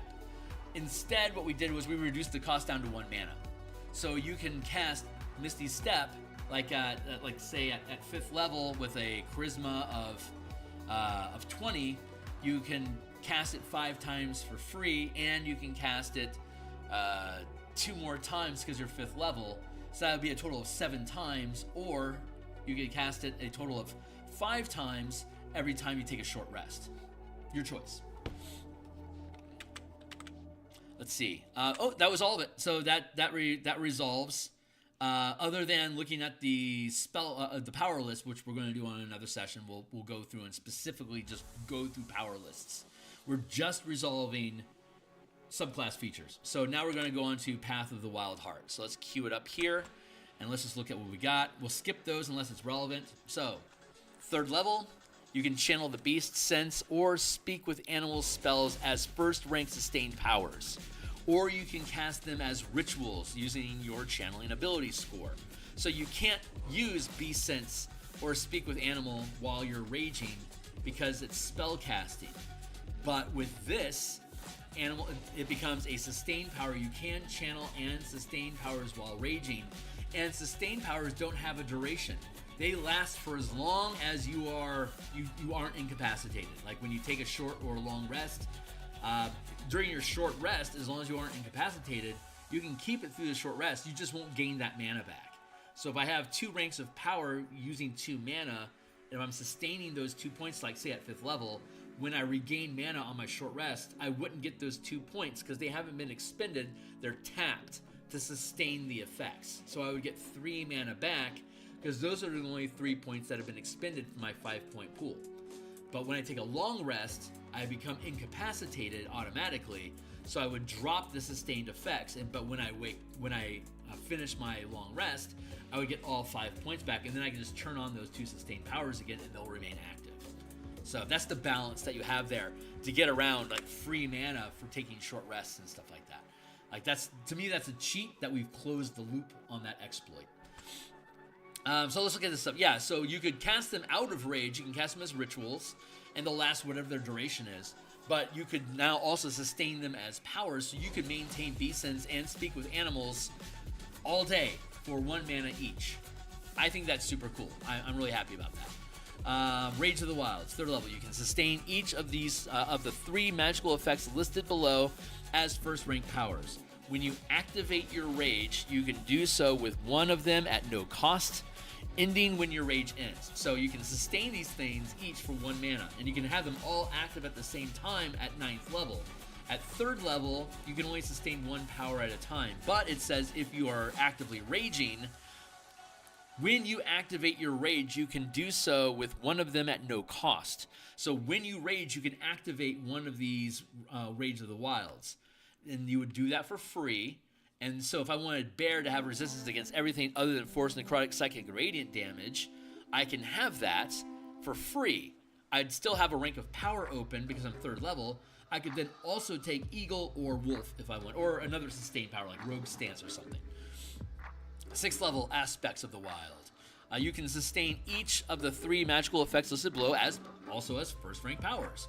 When you finish a long rest, you can do so with 1 of them at no cost. So any of these I can just have on whenever I finish a long rest. I can just choose 1 of these to turn on. And when I rage, I can choose to turn 1 of these on. And at 6th level, I have access to 2 ranks of power that I can sustain. So I would then be able to choose any of these 6 to add on. Or I could choose like Rogue Stance and whatever. Owl, you have Dark Vision 60 feet. If you already have it, it increases 60 feet. Panther, you gain a climb speed. There's already, hold on, that's actually relevant to one of our sustained powers. That's the Barbarian. Cliff Runner, that's what it's called. Sustained power. Cliff Runner, you gain a climb speed equal to your speed, and you don't need to use your hands while doing so. Panther, you have a climb speed equal to your speed. This didn't require you to take a prepared power. It's not quite as good as the prepared power because you can use this hands free using Cliff Runner. But this one you got for free. Cheers. Salmon, you have a swim speed equal to your swim speed. We have Aquatic Adaptation, that's what it's called. Aquatic Anatomy, thank you. While sustaining this power, you can breathe water and gain a swim speed equal to double your speed. In addition, you have no penalties to melee attack rolls from attacking underwater. This will cost you a sustained power to get access to. This one you can have access to for no cost at the beginning of the long rest. So it's not as efficient as Aquatic Anatomy, but it doesn't cost you any resources to have it if you don't want. Nature Speaker. You can cast the Commune with Nature spell as a ritual, using your channeling ability score. While performing the ritual, you can forego asking questions and instead regain a number of Barbarian hit point dice and mana equal to the max rank of power gained as a Barbarian. Now, you know what? No, and mana is too much.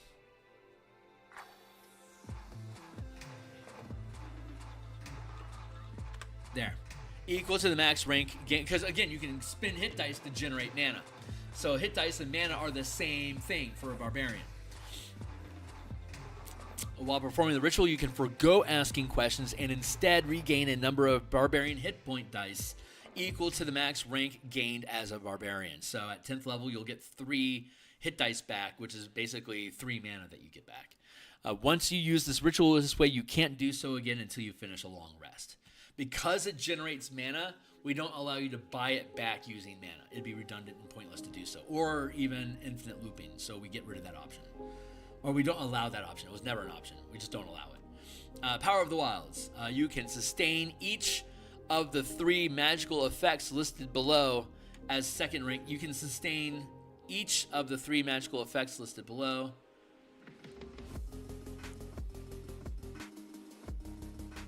That's weirdly worded. Powers of the Wild. Aspects, Rage of the Wild. Oh, I see what I'm trying to do. Okay.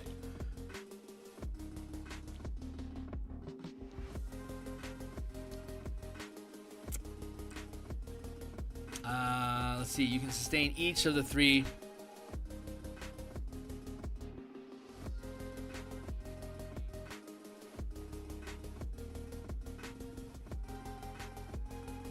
Each of the 3 magical effects below as first rank powers. You can sustain each of the 3 magical effects listed below as first rank powers. You can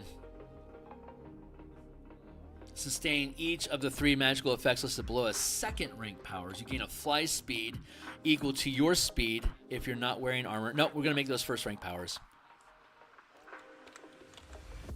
Keeping the same format, when you activate your rage feature, you can do so with one of them at no cost, ending when the rage ends. So when you rage, you get one of these and one of these, and you can purchase additional ones of these, or these for 1 mana each.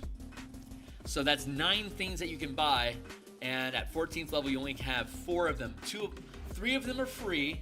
You can pick up another 4 of them out of 9. So out of the 9, you get 3 for free. You can pay for 4 of them. You gotta let 2 of them go. At 17th level, you'll have access to all of them but 1 if you chose. But again, there's so many things you can do with sustained powers. It's up to you if you want them or not. They just basically just get added to your list of prepared options if you choose to have them. Falcon, you gain a fly speed equal to your speed if you're not wearing armor. You gain a fly speed equal to your speed. Let's go take a look at that real quick to make sure that's reading true.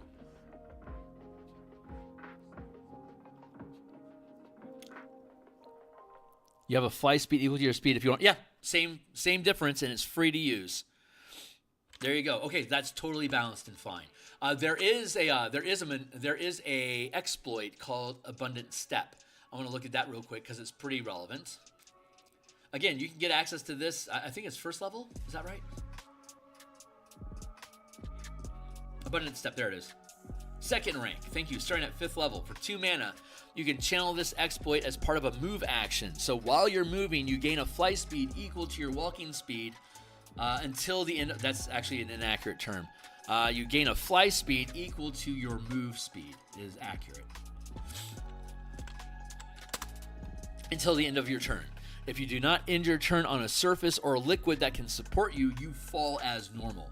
If I spend an additional point of mana, I can double. If I spend an extra 3 points, I can triple. If I spend an extra 5 points, I can quadruple my normal flight speed. So that would cost me up to 5 mana, 7 mana, 2 to activate, plus an extra 5 to quadruple my speed, or I can do it for free and not have to worry about landing. The Abundant Step lets me basically fly that distance, so I have to leapfrog. It's like a super jump. Anyway.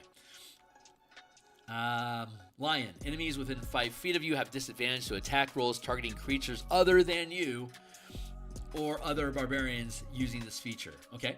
And enemies that are large or smaller in size that you hit with a melee attack, you automatically trip them. Holy shit, that's exquisite. That's at 14th level. Look at that. We get downtrodden for free at 13th level.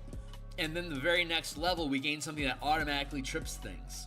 So we automatically trip things with every attack, and occasionally, if we want to, use a reaction, we can spend 1 point to hit them on the way down, and then if we wanted to, we could channel more damage by spending mana to ramp up our damage and do an extra, like I could trip somebody and then hit you with a Thundering Strike as a reaction on the way down and punt you 50 feet by spending 5 mana, do an extra 5d10 damage and punt you 50 feet, and you're tripped. It's super fun.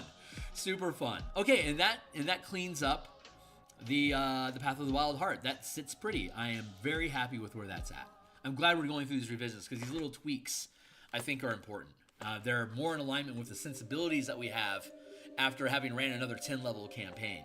So this is appropriate for me to be going through this stuff right now. Let's see, Path of the World Tree. This is new in 2024. Wrong column. There we go. Path of the World Tree. Hopefully you guys think this is entertaining. I appreciate you all checking it out with me. Vitality of the Tree. Your connection to the life force of the World Tree grants you the following features. Vitality Surge. When you activate your rage, you gain a number of temporary hit points equal to your barbarian level. Fine with that. Life-Giving Force. While your rage is active at the start of each of your turns, you can choose another creature within 10 feet of you to gain a number of temporary hit points equal to the amount that you have up to your barbarian level. Okay, kind of redundant to separate those two, but I'm with it. While your rage is active, when you activate your rage, you gain temporary hit. When you rage, so you can spend a point of mana to basically vitalize research. So for 1 mana, you can gain temporary hit points equal to your barbarian level. By 5th level, that's pretty efficient. 5th level plus, that's actually a really good use of a spell of a point of mana. Again, at any time, you can spend a point of mana to trigger rage. There you go. And any unspent rage you can convert into mana, and you can do so at no cost. So you can flip-flop between having mana and having rage, and you can spend mana to rage at any time. You can't exceed your max limit of mana, but rage can recover lost mana by burning rages to recover your mana pool. So you can flip-flop these things back and forth surreptitiously. I don't think that's a real word, never mind. Anyway, so Vitality Surge, that's actually a really good use of 1 point of mana. Life-Giving Force. When your rage is active at the start of each of your turns, you can choose another creature within 10 feet of yourself to regain a number of mana.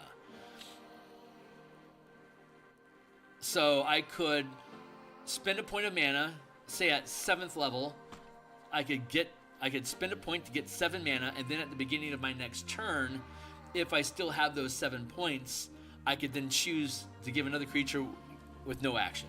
When your rage is active at the start of each of your turns, you can choose another creature within 10 feet of yourself to gain a number of temporary hit points equal to the amount you have up to a barbarian level. Yeah, I love that. I am absolutely content with that idea. I'm checking my formatting here real quick.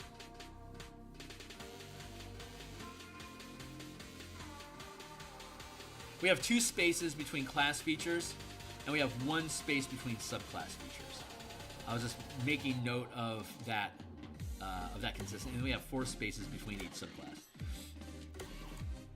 Okay, cool. So that was good. Branches of the Life Tree. While your rage is active, when a creature starts its turn within 30 feet of you, you can use a reaction to target that creature to make a strength saving throw or be teleported to a location within 5 feet of you or the nearest unoccupied space. You can then choose to reduce its speed to 0 until the end of its turn. When a creature, while your rage is active, timer. While your rage is active, when a creature starts its turn within 30 feet of you. Okay, yeah, you can use your reaction. While your rage is active, I can use my reaction at any time to pull a creature to me. When a creature starts its turn, got it. When a creature starts its turn within 30 feet of you, you can use your reaction to pull it. Okay.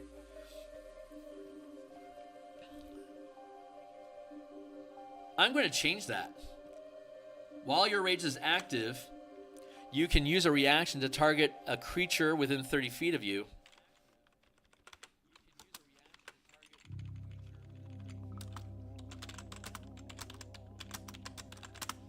This allows you to use your reaction during your turn if you're using a pull maneuver.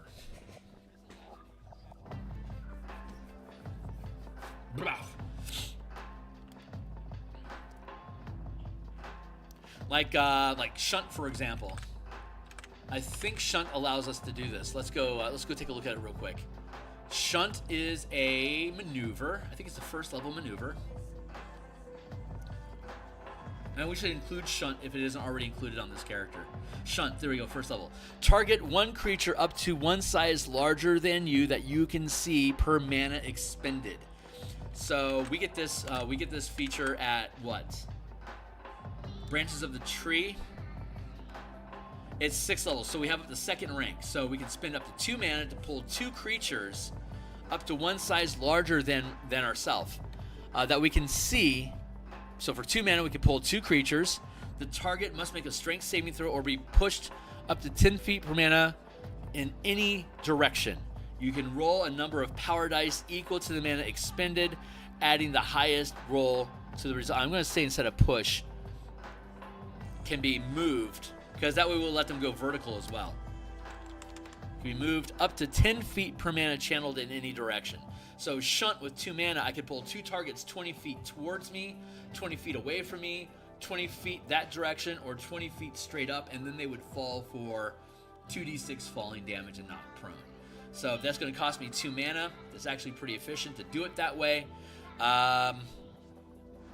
Strength saving throw, it's against your channeling DC. You can roll a number of power, there it is. You can roll a number of power dice equal to the mana expended, adding the highest roll to the save DC. So if I were to burn 2 mana, if I were to burn 2 hit dice as a barbarian, shunting 2 targets, I would add I'd roll 2d12 because of the hit die, and then whichever of those die results is the best, I'll add that to my DC. So a 17th level barbarian could spend 5 mana to pull 2 targets. Well, they have to be within 30 feet of me, don't they? No, they have to be within 60 feet of me. Shunt has a generic, all powers have a generic 60-foot range unless specified otherwise. So Shunt works within 60 feet. So with 5 mana, 5 targets within 60 feet of me, I could pull 50 feet towards me if they fail their strength saving throws.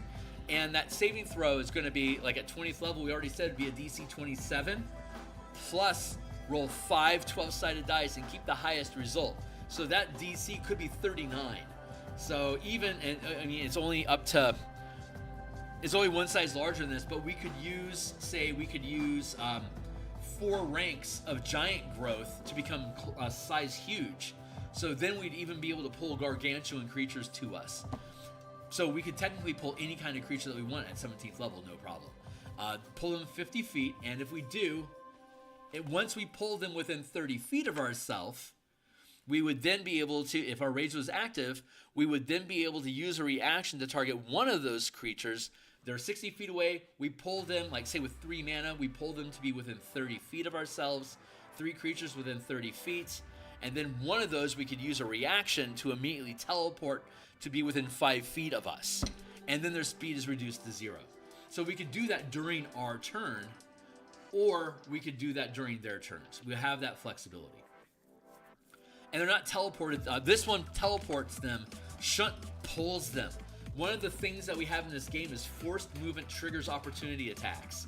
So if I were to shunt somebody 30 feet that way, and they pass through your opportunity attack on their journey over there, you can make an opportunity attack to hit them on their way.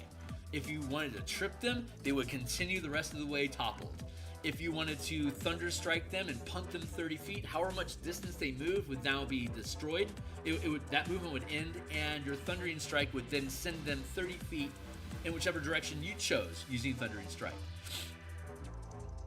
So yeah, super fun. Again, you can set up combos between yourself and your allies if you allow forced movement to trigger opportunity attacks, and you have reactions that trigger as people are passing through your area of effect using like OAs. Monsters can do this too. So a DM can create a very dynamic battlefield that forces characters to move around by using shunt and thunder options to punt characters around from one direction to another. So you can force movement on the battlefield, and you can punish them. Like they can bowl you through a stack of goblins, and all of them stab you with a spear on your way by, and suddenly like those 6 goblin minions that didn't seem like a big problem, they just attacked you for a potentially 66 extra damage on your way by. And now they're swarming you and holding you down with grappling so you can't get up and so you can break free from them. Like, that's a really fun dynamic battlefield. And these powers applied to monsters let you do that. And we'll look at monsters after we finish all the classes. So, but that's how branches of trees work. So I wanted to integrate that reaction during anyone's turn. Let's see. Yeah, I like that now. I'm very happy with it. And now is Shunt part? Yes, we got Shunt at hold on. Shunt's a second rank maneuver, isn't it? No, it's first. So we got Shunt at 5th level. And that effect comes in at 6th. So we got Shunt for free. We gained it for free at 5th. And then we immediately start modifying its use at 6th. You see how that works? Super fun. Battering Roots, 10th level. 3rd rank powers available. While raging, when you sacrifice your movement to we don't sacrifice movement for generate mana anymore. When you sacrifice your movement, you can, while raging, you can sacrifice your movement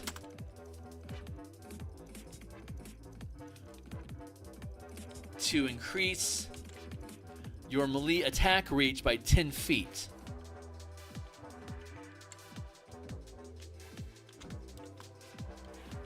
You can sacrifice your movement to increase your melee attack reach by 10 feet during your turn. And when you hit with a melee weapon attack, you can use the push or topple combat mastery in addition to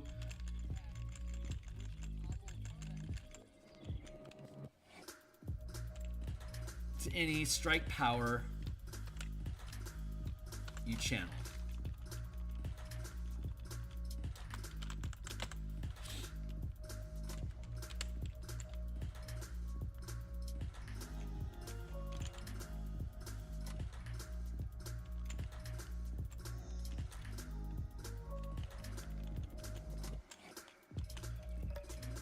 The effect lasts until the end of his turn. I don't need to have that. There. While raging, you can sacrifice your movement to increase your melee attack reach by 10 feet during your turn. And when you hit with a melee attack,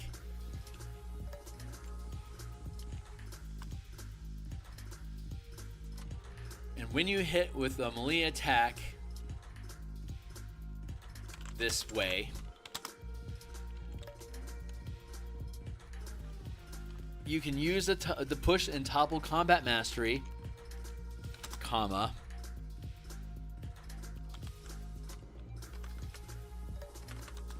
or you can use the push or topple combat mastery, in addition to any strike power you channel.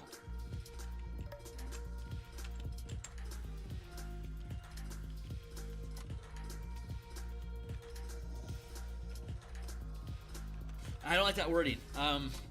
Let's see. And when you hit with a melee weapon attack this way, you can use the push or topple combat mastery, period. If you channel mastery, comma, even if you choose to channel a strike power as part of the attack. There you go.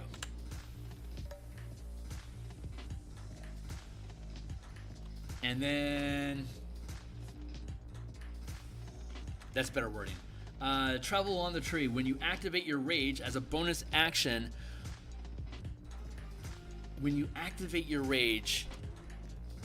and as a bonus action while your rage is active, got it, you can teleport up to 60 feet away to an unoccupied space you can see. In addition, you can expend 2 mana as a kicker when you use this feature, increasing the range of your teleport to a location you can see up to 150 feet away. And you can bring up to 6 willing creatures who are within 10 feet of you to teleport with you to an unoccupied space within 10 feet of you that you can see. Blah, the wording on that is so ugly. Let's go look what the actual class feature is. While you activate your rage as a bonus as a bonus action, while the rage is active, you can teleport up to 60 feet to an unoccupied space that you can see. In addition, once per rage, when you can increase the range of that teleport to 150 feet. When you do so, you can also bring up this. I like how that's worded. In addition, increasing the range of your teleport to a location you can see up to 150 feet away, and you can bring up to 6 willing creatures who are within 10 feet of you to arrive with a space within 10 feet of you at your destination. In addition, when you expend 2 barbarian hit dice,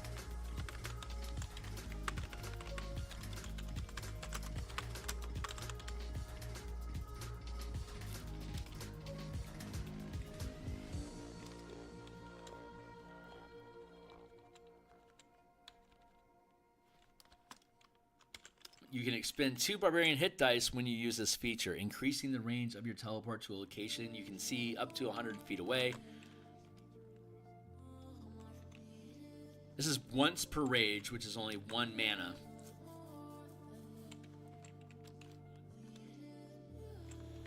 There we go. You can expend 1 barbarian hit die when you use this feature, increasing the range of your teleport to a location you can see up to 150 feet away, and you can bring up to 6 willing creatures who are within 10 feet of you. You can expend 1 barbarian hit die. What is the class feature called?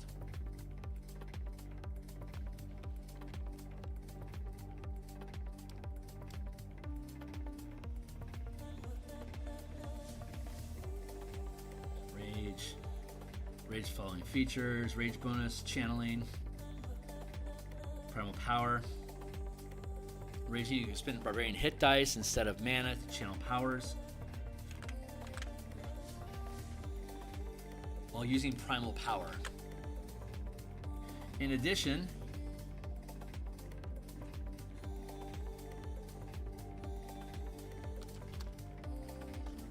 of primal power, you can expend 1 barbarian hit die of primal power when you use this feature, increasing the range of your teleport to a location you can see up to 150 feet away. Primal power allows you to expend barbarian hit dice instead of mana, and when you do so, you gain a number of hit points equal to your constitution bonus. So this will heal you doing this in addition to teleporting you and friends up to 150 feet away. I like that synergy. That feels really good. Primal power. When I spend 1 barbarian hit dice of primal power, let's go find stuff real quick that says hit dice so we can update that language.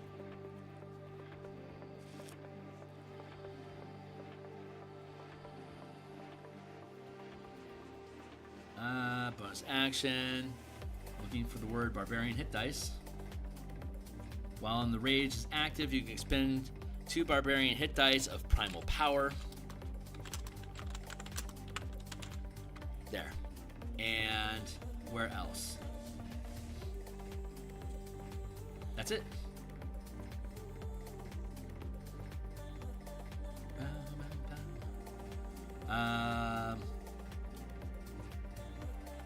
Yeah, there we go. That one is now resolved as well. Well done. Good question though. Did we get Flicker Pounce? Yes, we got Flicker Pounce at 3rd level. And we got Anchor at 17th. Those make a lot of sense. So we got Shunt at 5th, and we got the Sentinel feat at 5th, which makes total sense because when somebody is moving through your area of attack, Sentinel stops their speed at 0. If you shunt somebody, you can then make a reaction to hit them and freeze them in space. So at 5th level, you have a mana build that automatically synergizes combo attacks for you. Shunt, they move. Opportunity attack, Sentinel, drop them to 0, deal extra damage with the strike power, and trigger some sort of a condition on them like topple or punt if you want. Either one, your choice. Let's look real quick at Flicker Pounce and Anchor. These are 2 teleportation effects that are particularly relevant for the World Tree. I think makes sense for the World Tree. So where are we at? We're in Maneuvers. Flicker Pounce, 3rd rank. Flicker Pounce, you can teleport up to 30 feet to an unoccupied space that you can see and attack a creature within reach of your melee weapon that you can see. If the attack succeeds, you can choose to teleport back to your original position. If the attack fails, you don't teleport the second time. So if you hit, you can flicker and hit and then bounce back to your original location. If you flicker in and you miss the attack, you're stuck there in front of them like a dumbass. You can choose to bounce back, or you can choose, if your plan was just to stay there, this is basically a 3-mana Misty Step that also allows you to make an attack as part of it. It's a bonus action or a magic action. You could do it twice. So I could magic act, like a rogue, for instance, could magic action into the flicker, hit you with an attack, and then flicker back to my original position, and then as a bonus action, flicker to another position and hit somebody else, and then flicker back to my same point. If I'm in concealment as a rogue and I'm hiding, I could flicker out, hit, and then jump back to my point, my vanishing point. And since my round hasn't ended yet, I'm still hidden. And then I could flicker at the other target, hit them, and then flicker back to my hidden spot and still remain hidden. Flicker Pounce is super fucking cool. Reaction, 3rd rank reaction called Anchor. Anchor. As a reaction to a creature that you can see is moving, teleporting, or shifting planes, whether voluntarily or forced, before doing so, it takes 1 power die of damage per mana expended this way and must succeed a charisma saving throw. If it fails, it can't move, teleport, or shift planes until the beginning of their next turn. A falling, flying, or swimming creature targeted with this power remains fixed in the space it occupies until the duration ends. You can choose to forego dealing damage. So Anchor is a reaction. Like if somebody hits my ally with Banishing Strike and they fail their charisma saving throw, I could then immediately, as a reaction, target them with Anchor and choose to forego the damage because they're a friend. And then they could automatically fail the saving throw, and that would override the banishing effect that just hit them. So they wouldn't go anywhere. They can't move until the beginning of their next turn. But you spared them from being banished or teleported or shunted. You can just use this to keep things in place. And if they're an enemy, if they're trying to escape, you can lock them in place so they can't escape. Super fun, both useful for allies and good utility in combat against enemies. Where are we at? It's 11. Oh, is it really only 11? It's almost okay. It's almost noon. Not bad. I still got an hour of time left. I'm gonna hit refresh on my clock. I'm gonna take a sip.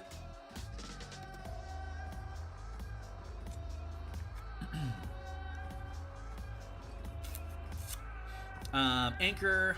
Right, okay, so we're looking at subclass powers. Path of the Roll Tree. Yeah, so those 2 powers. We'll come back and we'll look at all these later. But for now, that's pretty good. Check. Okay, Path of the Zealot. Bonus powers. When you choose this subclass at level 3 and at the levels listed, you gain bonus powers. These are always prepared. Path of the Zealot. Here we go. We'll skip those for now. We'll get back to them later. Divine Fury. When you use a strike power, you can choose to deal necrotic or radiant damage. Choose when you roll damage. Easy enough. Warrior of the Gods. When you expend hit dice to generate mana while raging, when you expend Barbarian hit dice.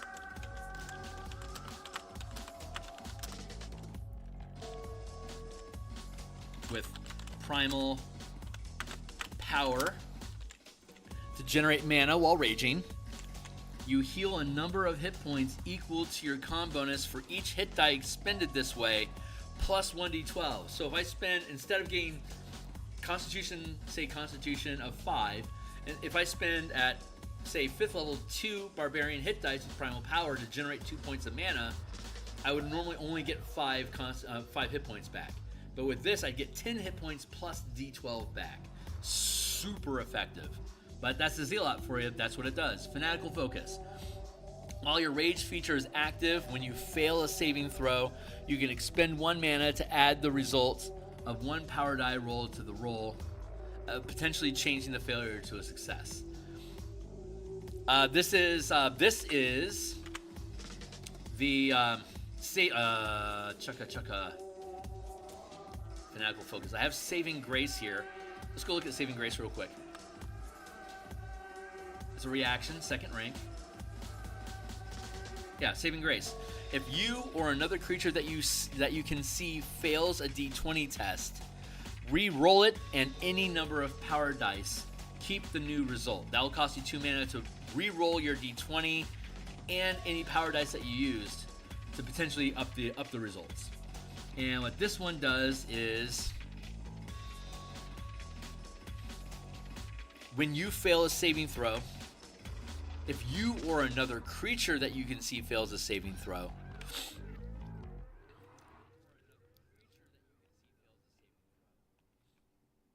you can expend 1 mana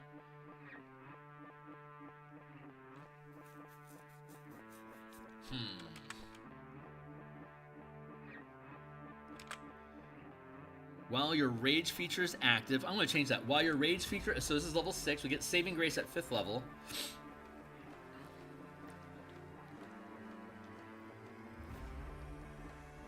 You can grant up to, while your rage active feature, when you fail a saving, I'm going to change that.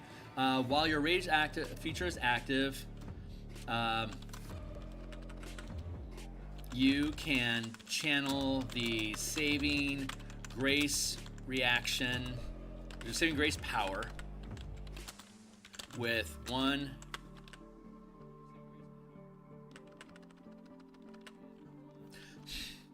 while your rage feature is active, you can expend 1 barbarian hit die with primal power to channel the saving grace power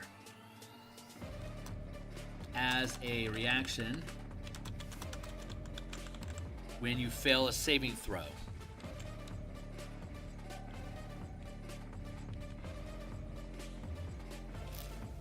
Potentially changing the failure to success. That's already what saving grace does, but you can target saving grace for somebody else.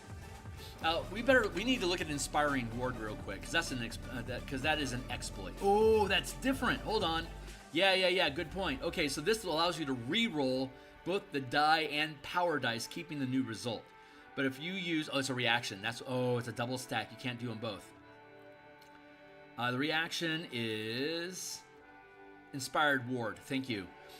Trigger is a willing creature that you can see, including yourself, fails a saving throw, right? That's what saving grace does. But the response here is you can roll a number of power dice equal to the mana expended this way, adding the highest number rolled to the result of the saving throw, potentially turning a failure into a success. I can do it with somebody else. So if we had 3 people, if one guy makes a saving throw and fails, I could, one of the other 3 could use inspired ward, like say 3 mana, to add 3 8-sided dice to take the best of those D8 and see if that succeeds at the die roll. And if it still fails, the third character could use saving grace to both re-roll the D20 and all 3 of those D8s to see if you would get a higher result. And you have to keep the new result. If you already failed, you may as well try again.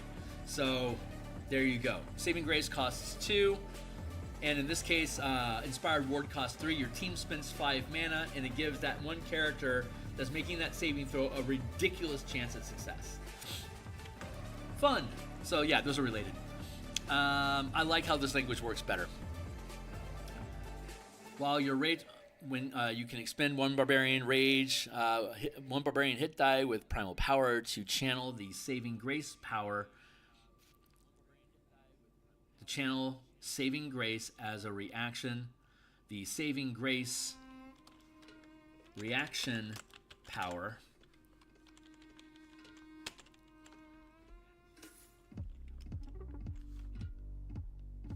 when you fail a saving throw, potentially changing the failure to success.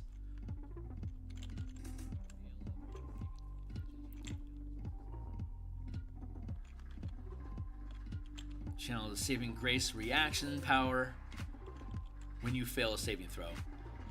Potentially changing the failure to... Okay, great. Yeah, I like that language. That works. 10. Zealous Presence. As a bonus action, you can grant up to 10 other creatures within 60 feet of you to make attacks and saves with advantage until the start of your next turn. You regain this feature when you finish a long rest or expend 2 mana, no action required. Or expend 2 Barbarian hit dice. No, we're going to make it 2 mana. Or expend 2 mana. I'm good with that.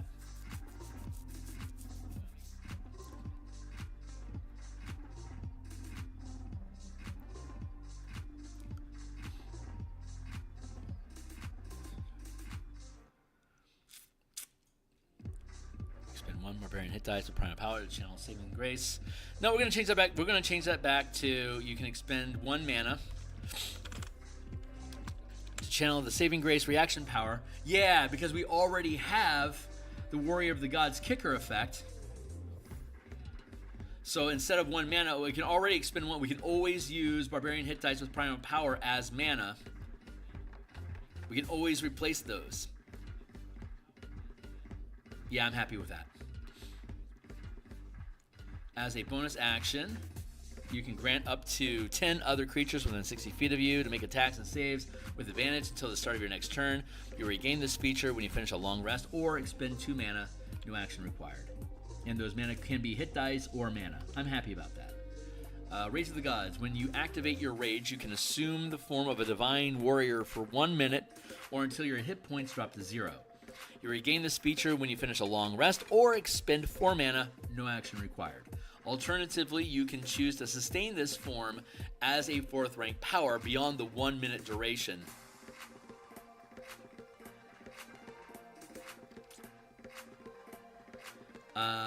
While in this divine form, you gain the following abilities. You get fly, so you have a fly speed equals yours. You have resistance to necro, psychic, and radiant. Revivification. When a creature within 30 feet of you would drop to 0 hit points, you can take a reaction to expend 2 mana to restore a number of hit points equal to your barbarian level. Hey, I'm great with that. That's awesome. And now we have a bunch of Forsaken paths. These are all the paths that did not appear in the player's handbook. Here we're looking at the original Ancestral Guardian, which is potentially going to be the Spiritual Guardian. We also have the Path of the Battle Rager, which hasn't been republished yet, to my knowledge. Path of the Beast, also not republished. Path of the Giant, not yet republished. Path of the Storm Herald, I don't think that's been republished yet. Path of Wild Magic, and then we also have... that include all the UA stuff. I think the UA stuff is integrated in here. So when we build out this book, we're going to start only with the core subclasses that are listed in the player's handbook, just to keep the scope of the thing from being ridiculous, and also to prevent us from having to unnecessarily revise the book, as they undoubtedly come out with new subclasses. But what we will do with all the other subclasses from the Barbarian that were not in the player's handbook, we're gonna publish all these on my Patreon, and as they get updated, if Wizards decide to actually publish any of these, then we can change what we have published on our Patreon and go with the official version, make an official a conversion for the official version that eventually comes out that might be different from ours, and then we can publish like the Heroes of Faerun color mana subclasses. And we can take those 6 subclasses and we can convert those. Once these books are published with the updates, we can then take those subclasses converted and then add them to this bundle. Make it a pay what you want. Basically a free pay what you want thing that would then act like as a coupon for you to buy these books at a reduced cost. So fun stuff. Fun stuff. What time is it? It's noon. I'm going to actually stop. I'm not going to go through all the Forsaken subclasses. We'll do that after these books publish. We'll come back and we'll look at the Forsaken Barbarian subclasses. But what we have time for now is to look at the subclasses. I have an hour left. I only wanted to do the Barbarian today, so we now have time to go back and look at the subclass powers that we gain as a Barbarian to go along with each subclass. And we can edit those powers that we see here that are subclass options. And then when we come back next time, we'll start work on the Bard. And we'll do the same thing. We'll go through the Bard's class. We'll go through the subclass option features that it gets. And then we'll go through the spell list. And we'll talk about color mana. Now, we haven't really talked about color mana at all with these characters, because these characters generate so much free mana. Whenever you create or regain mana, you can decide what color it is. So if I had if I had a Gruul Barbarian that's going to be devoted to green and red magic, I can generate so much free mana, including my hit dice could be red or green at any time that I want. So it doesn't really matter what color my martial character's mana is. But for spellcasters, both half-casters and spellcasters, that are preparing spells, they do need to determine what color each point of mana is, even when they're just generating them with action economy. They'll have to say this is red or this is green mana because it matters for spell casting specifically. So the barbarian, the fighter, the rogue, the monk, they don't have to worry about that stuff. All their mana is always whatever color they want it to be. It's just narrative for them. Mana is generic with a color descriptor. If I am a Rakdos barbarian, I'm going to use black and red mana. If I am a Boros barbarian, I'm going to use white and red mana. If I am a Simic barbarian, I'm going to use green and blue mana. That doesn't necessarily make sense, but like the Zealot makes a lot. Like you could have a Zealot Krasis that's a fanatic of the Simic Combine, and it would make perfect sense for them to be using blue-green mana and to have the Path of the Zealot subclass feature. Wild Heart, that would make perfect sense for like Selesnya as well as Gruul. That totally makes sense. Just thematically. World Tree, again, Selesnya and Gruul, obvious choices. Zealot, Gruul, Simic. Zealot could be anything. Rakdos, that would be totally appropriate. Any kind of zealotry, and you could be a zealot for your guild. So a barbarian Path of the Zealot would be recognized and readily present in all 10 guilds. Like a Dimir Path of the Zealot is going to be blue and red. It's going to be blue and black mana, part of the House of Dimir, and they're just going to be Zealot Dimir members. That's the way that you would frame that. And then we had like the Berserker would most likely be like Boros, Gruul, Rakdos. But you could have like a juicer effect, like an adrenaline surge as part of your as part of your barbarian built as a Simic. You could have instruments, like narratively descriptive instruments that are pumping chemicals or like magically infusing your blood while you rage as like a sort of artifice description that doesn't have any mechanical effect, just as an explanation of your rage. But that would then explain while your Izzet Barbarian is a Berserker, while it has red and blue mana coursing through its system from its mana nodes through its body, through its actions, for example. And like whenever you use action economy to generate mana, your mana nodes, like you might have mana nodes on your back and like the back of your head and along your back and like in your shoulder, they would like surge with with like blue and red magic energy when you sacrifice your bonus action to generate mana. You're lighting your body up with extra mana that you then channel and expend it, and then the radiance dissipates into the magical effect that you create. But like Simic could do that, and it could just be like your blood starts to pulse. Like you have an extra organ inside your body that you can focus on, and it generates mana inside of your body, representing you sacrificing action economy during your turn in combat.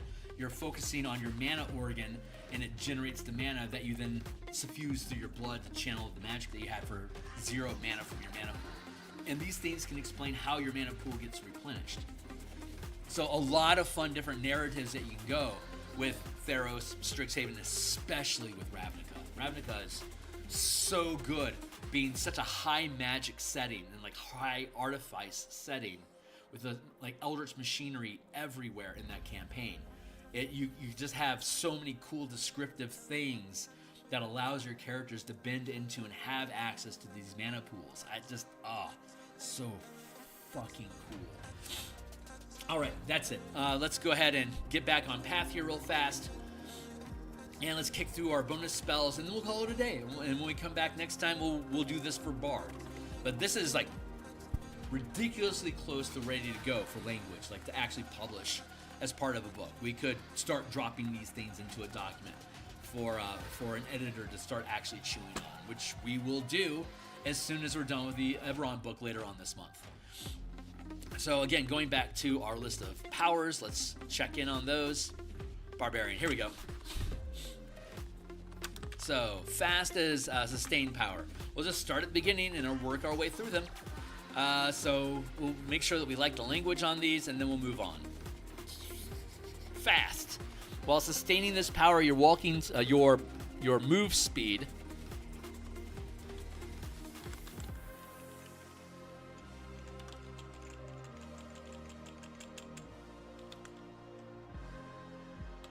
all of your move speeds increase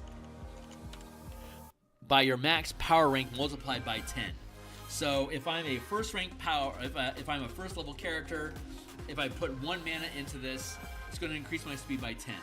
If I am 13th level and I put 1 mana into this, it's going to increase my speed by 40 to a maximum of 5 at 17th level, 50.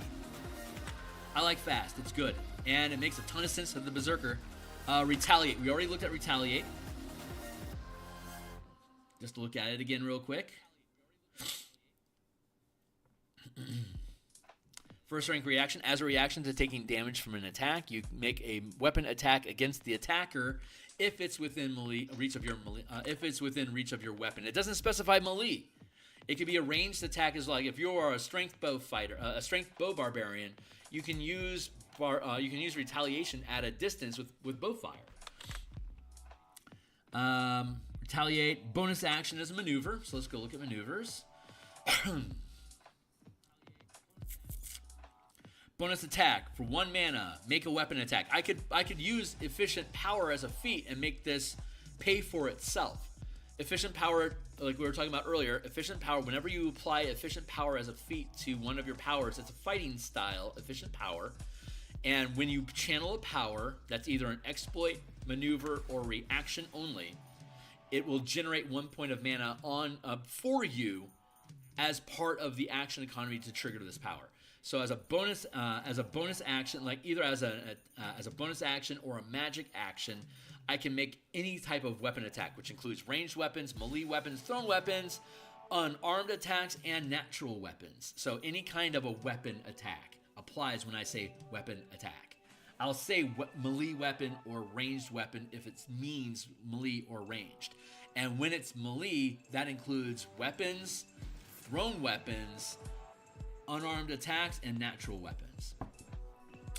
So for 1 mana, which could be free if I purchase it twice, thank you, Timely Timer, I get I can make an attack. And if I spend 2 extra mana, I can make 2 weapon attacks against the same or different targets. So for 3 mana, I can make 2 attacks as a bonus action or as a magic action.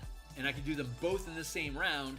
So for 6 mana, I can make 4 attacks. Now the monk gets Flurry of Blows. It only costs 1 mana for them to make 2 attacks as a bonus action only. But they could pick up bonus action if they wanted to.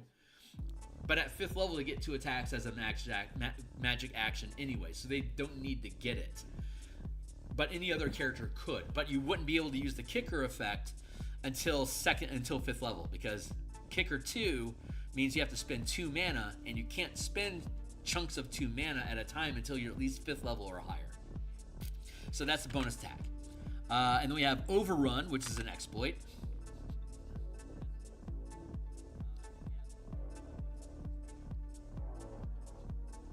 Overrun. You can channel this exploit as part of a move action. You can move through a number of 5-foot spaces occupied by creatures of your choice equal to the mana expended this way. You can choose to deal damage to any creature occupying space that you move through this way, dealing 1 power die of force damage for each mana channeled. A creature can save for half damage. If you end your movement in a space occupied by another creature, you instead end your turn in the most recently unoccupied space that you move through during your turn without dealing any damage to the creature. Creatures can only take damage this way once each turn. And then the kicker effect, for an extra point of mana, movement doesn't provoke opportunity attacks. Now this doesn't have a limit on how many times you can use it, other than your move speed. So you can channel this exploit as part of a move action. So I get a free move action during my turn. I could then spend as much mana as I want to move through that many squares of occupied space, dealing that amount of damage worth of power dice damage without actually making an attack. They get a saving throw to have the damage, sure. But that also means that I could use Overrun during the dash action. Dash gives me an extra move. Is it an extra move or is it additional move? Hold on, let's verify that language real quick. And like the rogue, gets dash as a bonus action. So a rogue could use Overrun 3 times, basically running through a whole bunch of people, dealing damage to them on the way by. And you can use any type of damage that we have. So let's look at dash.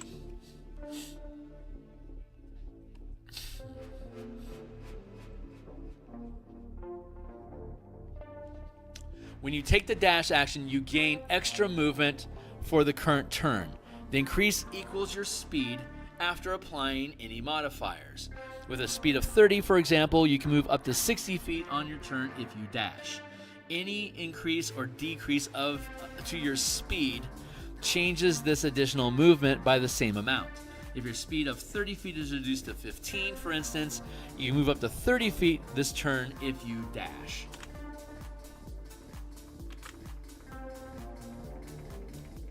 Overrun. You can channel this exploit as part of a move action. As part of movement. As part of your move. As part of your movement. You can move through a number of 5-foot squares occupied by creatures of your choice equal to the mana expended this way. You can choose to deal damage to any creature occupying space that you move through this way, dealing 1 power die of force damage for each mana channeled. A creature can make a dex save for half. In your movement in a space occupied by another creature, you instead end your turn in the most recently unoccupied space that you move through during your turn without dealing any damage to the creature. Creatures can only take damage this way once each turn.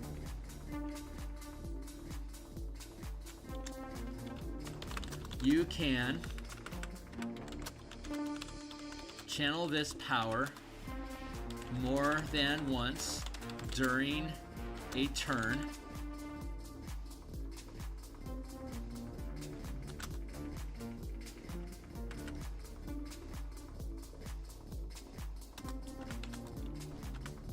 But creatures can only take damage this way once each turn.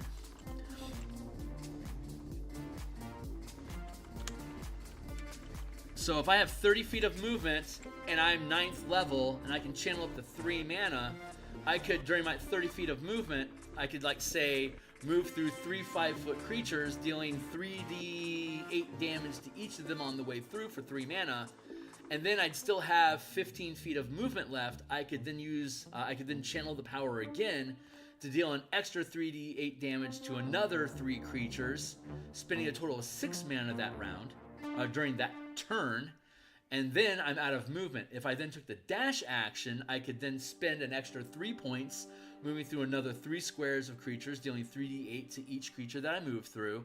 And then with the rest of my dash action, the last 15 feet, I could then move through up to 3 more squares of creatures, dealing 3d8 damage to each of them. That would mean that I could, like, say, move through 4 huge-sized creatures, dealing 3d8 damage to each of them, or up to 12 medium or small or tiny-sized creatures, dealing 3d8 damage to each of them. But it would cost me a total of 6 mana with my move and a dash action sacrifice to do so. A rogue could then spend an additional bonus action, a monk could too, an additional dash action as a bonus action for a 3rd time, triggering an additional 6 points of mana to move through an additional 6 squares of creatures, dealing an additional 3d8 damage to each of them, but none of them can take damage more than once during a turn. And then as a reaction, I could take repositioning strike as a opportunity attack and spend 4 mana to move 40 feet as a reaction that I would then also be able to use Overrun to move through targets during my repositioning strike. So I could spend potentially 10 mana that way on a reaction by moving 40 feet and then targeting a whole bunch of creatures on the way through. Yeah. Again, combos, building combos on top of combos. That is a very berserker sort of thing to be able to do. Overrun, just dealt with. Oh, why do we have Overrun listed twice? Hey, we have a power we need to get access to. Awesome. So let's replace that one. We get Intimidating Strike. Let's go, hey, we get to add a power. Let's do that. Intimidating Strike. Let's go down to, it's a strike, 3rd rank. I bet there's something cool in here we can pick up. Ooh, moving target isn't a bad idea. We don't have moving target. Let's grab that. Moving target. I think that's a reaction 3, right? Well, since it's on the way, let's go look at it. Second rank, thank you. So it's a reaction for 2 mana. As a reaction to when a creature you can see moves into or within the reach of your melee weapon, you can make an opportunity attack, even if the target's movement doesn't normally provoke an opportunity attack. You can, as a reaction, you can make an attack, even if the target's movement doesn't normally provoke an opportunity attack. There we go. It's basically the reaction aspect of Sentinel.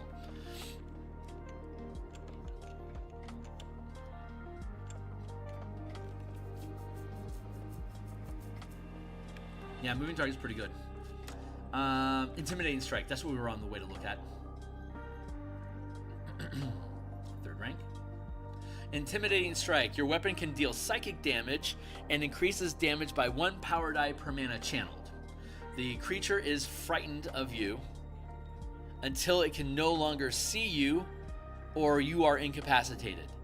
The creature can attempt to end this effect until is frightened of you until you are no longer in its line of sight.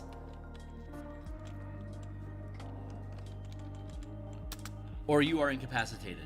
The creature can attempt to end this effect by succeeding a wisdom saving throw at the end of each of its turns. Effect. Let's open our notepad real quick. Frightened effects equal while you are in their line of sight. I'll have to update all of those, but I'm not going to burden you with that editing task. I'll do that off screen. Moving target we just looked at. Curse of Exposure. That is a 3rd rank reaction. So let's go back to reactions. I've just ran out of music, so let's hit. Oh, I've reached the end of my playlist. How fun is that? Let's reload our playlist. There we go.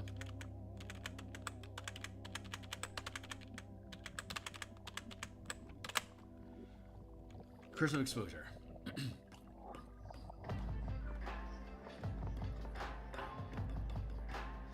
There it is. Curse of Exposure. As a reaction to when a creature within range, as a reaction to when you see a creature within range taking damage, and again, within range it just means 60 feet. All powers have a range of 60 feet unless specified otherwise. If it has resistance to that damage type, it loses that property. Alternatively, if the creature is immune to this damage type, it instead takes half damage. This effect ends immediately after the creature takes the affected damage. There you go. Curse of Exposure. Kicker cost. You can expend 1 mana to not use a reaction when you channel this power. So I can do this, it's 3 mana. I can do it as often as I want as long as I'm willing to spend 4 mana instead of 3. So if a creature has resistance to, say, Eldritch Blast, like the force damage of Eldritch Blast, and I'm a Gish Warlock, I could pick up Curse of Exposure at 9th level. And so when I hit you with my cantrip, every time I hit you with the cantrip, it has resistance to force damage. I could nullify that resistance if I'm willing to spend 4 mana every time I hit it, which is, I can't. That's too much mana. I can't do that much mana. Actually, I could, because I could use it as efficient power to drop it down to 2, and then I could generate extra mana by sacrificing my bonus action and my reaction. That'd give me 3 mana at 9th level. And it would cost 3 to use this.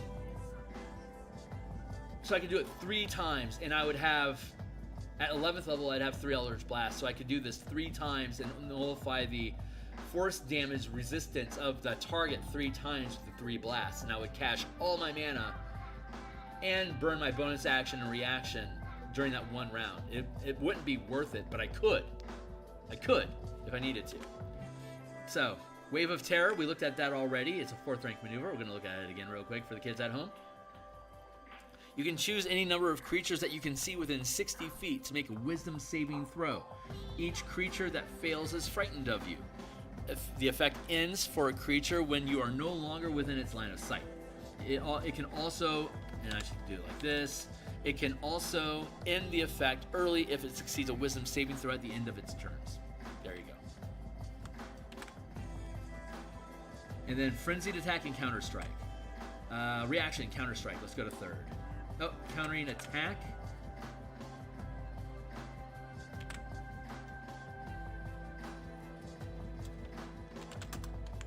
You change the title. So let's change the title.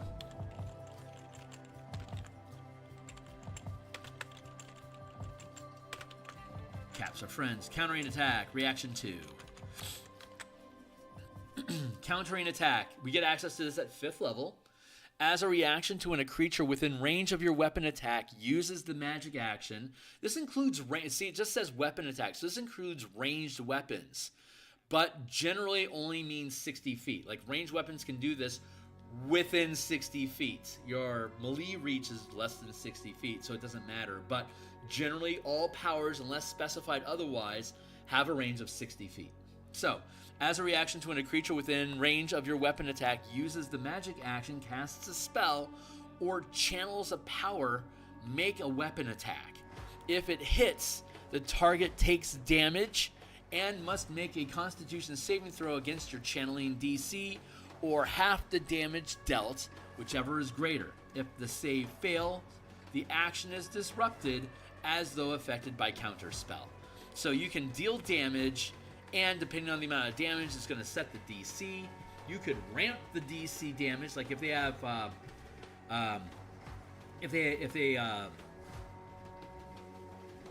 it's one of the curse powers.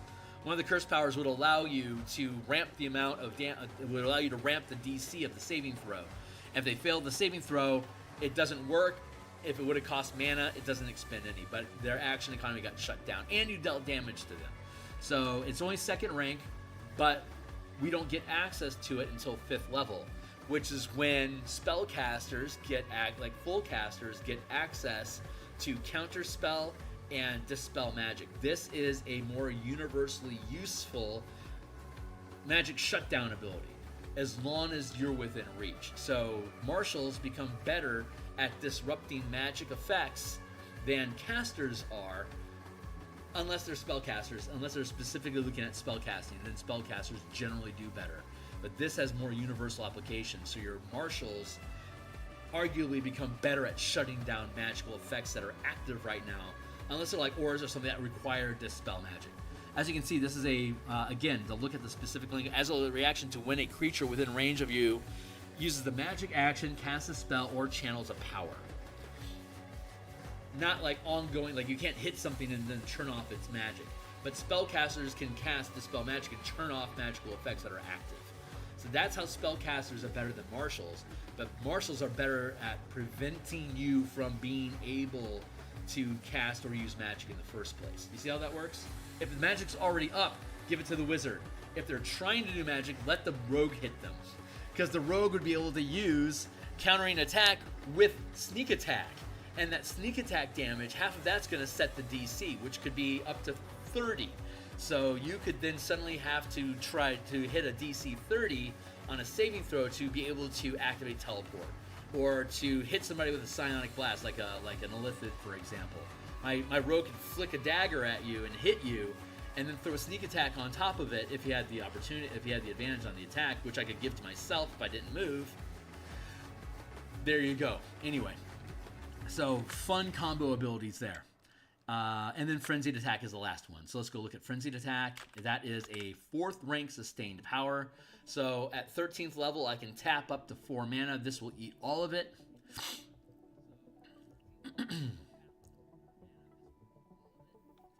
Frenzied Attack. While sustaining this power, you gain 1 additional attack when you take the attack action, which can be used to generate temporary mana. In addition, you gain advantages on all attack rolls. So for 4 mana, your 13th level fighter could attack 4 times when you take the attack action, and all of them are going to be with advantage. Your rogue could tap 4 mana, and every time they take the attack action, they can attack twice, and both of them are with advantage. While sustaining this power, you gain 1 additional attack when you take the attack action, which can be used to generate temporary mana. In addition, you gain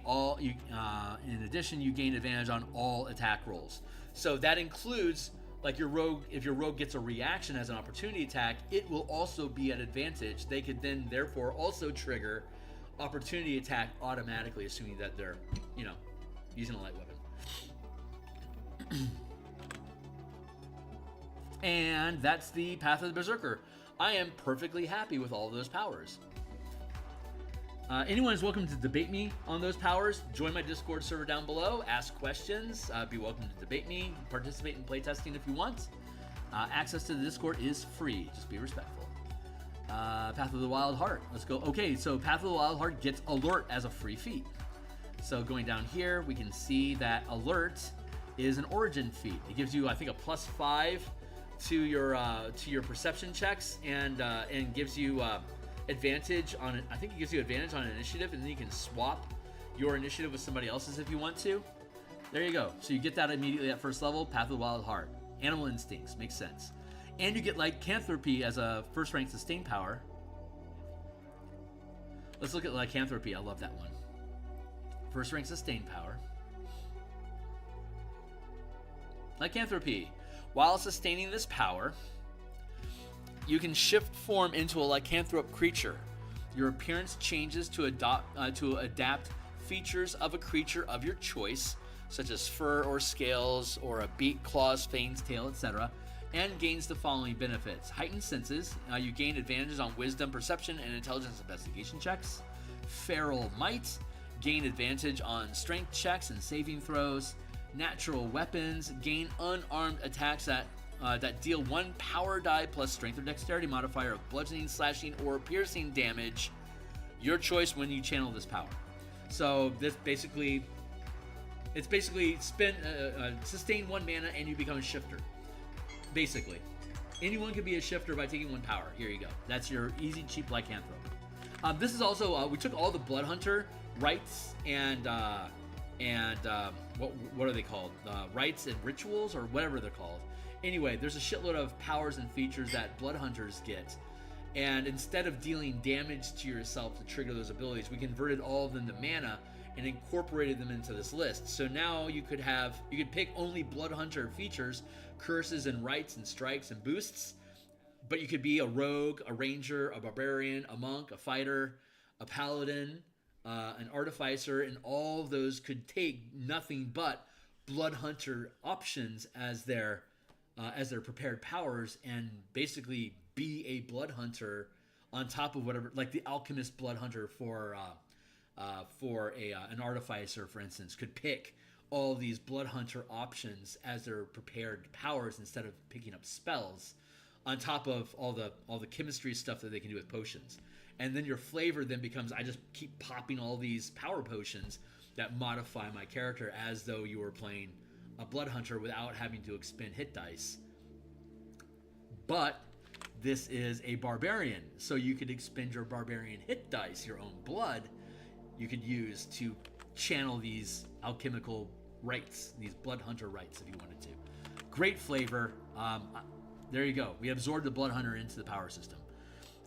We already looked at Fast. We know what that does already. Savage Attacker is a origin feat. Cheers. It deals more damage when you're making attacks. Blind Sense, first rank power. I'm going to sneeze. It's coming. It's coming. Blind Sense. You are aware of the location of any creature and objects on the same plane of existence as you within 10 feet times your max rank of power, including walls, floors, and ceilings of structures in range, though you can't identify things like color or written text on these objects using Blind Sense alone. Empowered ability, first rank sustained power. Here it is, empowered ability. Choose one ability score. You have advantage when rolling checks and saves with that ability. And a kicker cost, is you can roll 1 power die per mana kicked up to your max channel limit, adding the highest result to your d20 test. So I have, let's say I have dexterity turned on as an empowered ability. Whenever I make did I say dexterity? Whenever I make a dexterity ability check or saving throw, I'm going to roll with advantage, and I can choose to spend extra mana, like a 5th level rogue, for instance, or hell, a 5th level paladin that has empowered dexterity is going to make dex checks with advantage, and at 5th level, I can spend 2 extra mana to juice that an extra 2d6, keeping the best of those 2 6-sided dice to add to my saving throw bonus. I can channel more than once, choosing different abilities with each power. So I have a maximum channel limit of 5 at 17th level. 5 of my 6, well, if I was a barbarian, I get strength at advantage already, and my strength bonus from rage.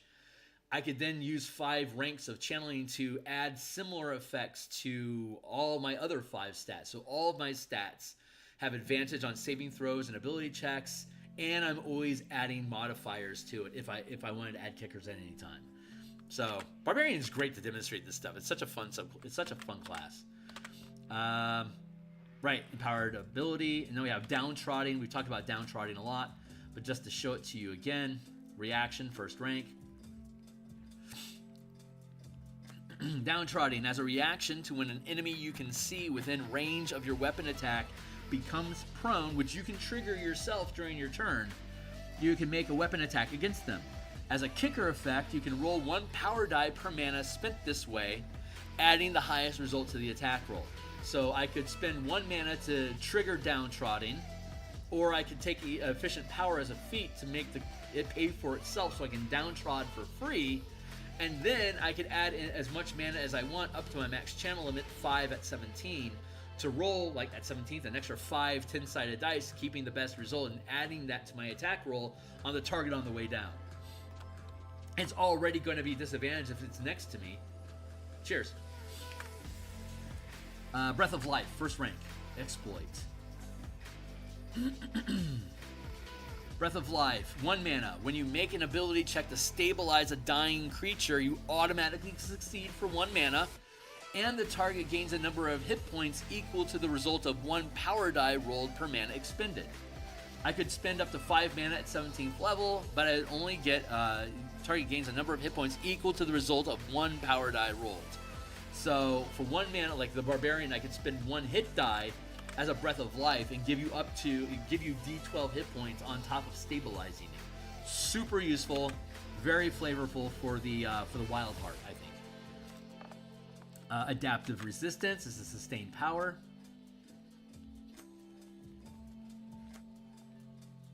Adaptive Resistance, it costs 1 mana to turn this on. While sustaining this power, you gain resistance to 1 or more types of damage as listed below in any combination up to your max channel limit. Each option requires the listed amount of mana to be sustained. So for 1 mana each, we can have Elemental Resistance, which is Acid for 1, Cold for 1, Fire for 1, Lightning for 1, Thunder for 1. You can do all 5 for 5 mana at 17th level. You gain resistance to the chosen damage and gain advantage on saving throws to reduce the damage taken from that chosen type of damage. For 2 mana each, we can sustain Force, Necrotic, Psychic, or Radiant. 2 mana for each one of those, with the same resistance and advantage on saving throws. And then for 2 mana by itself, you can gain resistance to BPS and Poison. So for 2 mana, you get resistance to all of those things. You don't necessarily need that if you're raging, but if you're using adaptive resistance while you're raging, you not only get the BPS, and if you don't happen to be a barbarian, like for example here, Bear, you have resistance to every type of damage except for Force, Necrotic, Psychic, and Radiant. But for 2 mana each, you can sustain resistance to, well, for 2 mana each for any of those, up to 2 of them because 4 mana. So that is Adaptive Resistance. Where are we at? We're lost in the sauce. Yeah, and then Strange Metabolism. 2nd rank sustained power.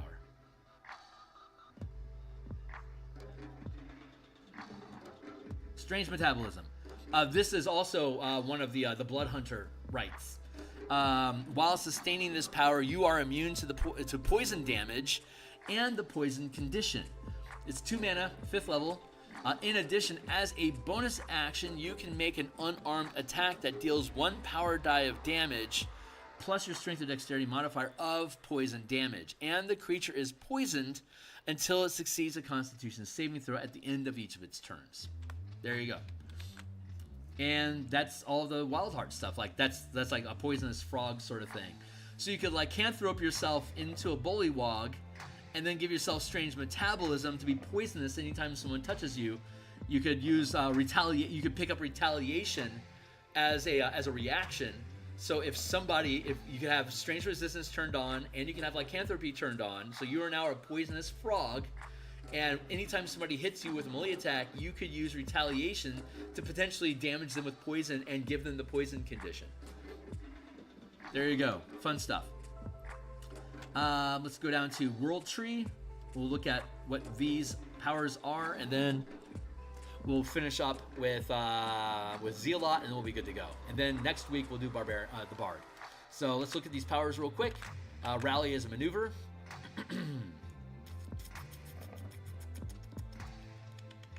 Rally. Where are you? These are reactions. Maneuver. Here we go. Rally. You and one ally you can see gains a number of temporary hit points equal to the total of power die equal to the total of 1 power die rolled for each point of mana expended this way. So at 17th level, I could spend 5 mana to roll 5d10, add those numbers up, and that's how many me and somebody else gets in temporary hit points.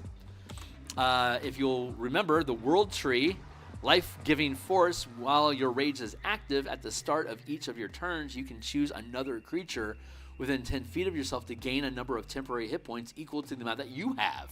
So I could use Rally on myself at 17th level to get 5d10 temporary damage, like on average 29 temporary hit points, and I could give that to another ally, and then at the beginning of my next turn, I could give that to a 3rd ally, and then a 4th ally, etc. Super fun. High optimization there. Good high-level stuff. What else you got? What you got? Topple. Topple's a mastery. It's a trip. Let's go look at it. Again, masteries can be applied to any weapon. So if I prepare Topple as a mastery, I could apply it to Slingshot or a Whip, for example. I don't think normally has Topple as a mastery, but if I prepare it, I can use it with literally any weapon. Target you hit with a strength or dexterity save or gain the prone condition, which would then trigger downtrodding. I can hit them on the way down. That was Topple, and we already looked at Shunt. It moves people around. Sentinel is a feat. We already know what that is. We already looked at Flicker Pounce. Teleport in, hit somebody, bounce out. And then Thundering Strike is a first rank strike. So let's go look at that one. Thundering Strike. Your weapon deals thunder damage and increases damage by 1 power die per mana expended this way. A creature is pushed directly away from you up to 10 feet for each point of mana. So at 17th level, it's 5d10 extra damage, and I could punt that target 50 feet away. As they leave my area of effect, since forced movement triggers opportunity attacks, while they're on the way out of my area of effect, I can hit them with an opportunity attack on the way out as my reaction during my own turn. And like an ogre, I like adding that to giants. Giants bat and throw, like they're like a size huge stone giant, hits you with your club and bats you out, and on the way out, it hits you again. Like it hits you with a stone on the way out, for instance. And so it thunders you out of range, and then it does a trip attack to knock you prone. So when you land on the Thundering Strike, you are prone, and then here comes a stone inbound to hit you with its second attack. Super fun combo stuff. Extended Reach sounds, it is what it sounds like. But just to show you, Extended Reach equals, you can increase your melee weapon reach by 5 feet per point of mana sustained this way. And you can channel the moving target reaction power by expending 1 mana. You know what? I'm going to get rid of that. That's too much action economy. I'm going to drop that. I've been looking at that, and it's too good. You can increase your melee reach, weapon reach by 5 feet per point of mana. Use this with Bugbear. Bugbear already has the extra 5 feet. Tack on extended reach for like at 5th level 2 mana. You now have a 20-foot reach Bugbear. Life-stealing strike. Sounds like it sounds. It does what it sounds like. Life-stealing strike equals in its second rank, so it requires at least 2 mana. Your weapon can deal necrotic or radiant damage, your choice, and increases damage by 1 power die per mana channeled. In addition, you gain a number of temporary hit points equal to the result of the power dice rolled. Any temporary hit points that remain when you start a short or long rest are lost. So, every time you hit, you can just spam mana to generate more temporary hit points for yourself, deal extra damage, collect that extra damage as hit points, and then using Life-Giving Force, then apply those extra hit points that you got to one of your allies nearby. You are a life-giving tank. Anchor. We already looked at Anchor. It locks you in place. Banishing Strike. 4th rank strike power. Banishing Strike. Your weapon can deal force damage and increases damage by 1 power die per mana channeled. It requires at least 4 mana at 13th level to do this, but can go up to 5 at 17th. The creature is banished and incapacitated for 1 minute, returning to the same space it has been banished from if unoccupied. Otherwise, returning to the next closest space that can support its weight unless it was flying. The creature makes a charisma saving throw at the end of each of its turns, ending the effect early if successful. The creature makes a charisma saving throw and is banished if it fails.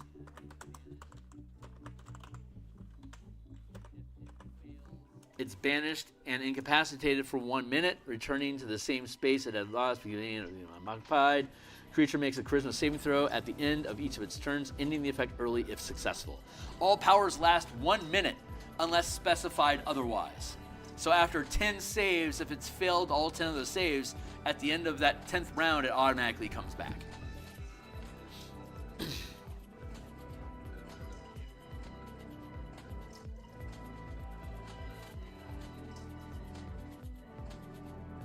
Yeah, I'm happy with that. Knockout. Let's see. And that's all these things are appropriate for World Tree because it's all about temporary hit points and teleporting. So World Tree is good to go. Zealot. We already looked at Adaptive Resistance. We already looked at Rally. We already looked at Life-Stealing Strike. We've looked at Saving Grace earlier. We have not looked at Regeneration yet. That is a 2nd rank maneuver. Regeneration. When you channel this maneuver, you and 1 additional creature that you can see within range can spend a number of hit dice up to your max rank to regain a number of hit points equal to the amount rolled plus their Constitution modifier. This is a 2nd rank power.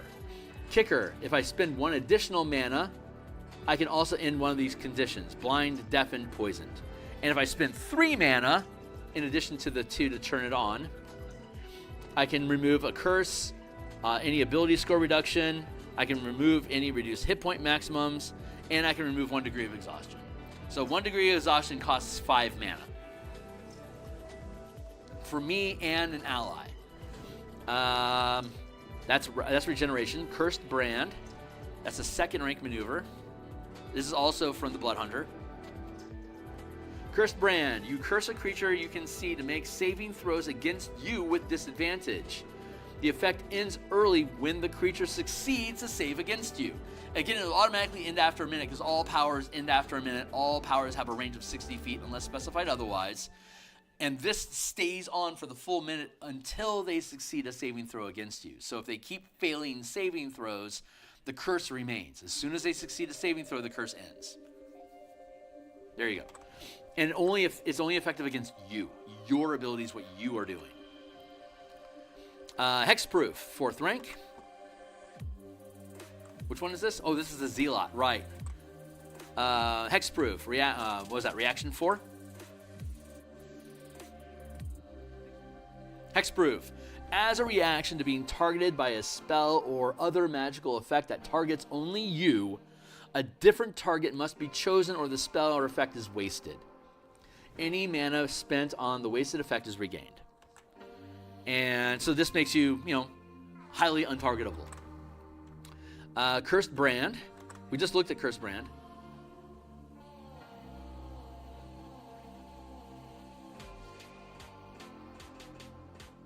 Did we just look at Cursed Brand? I guess not. Hold on.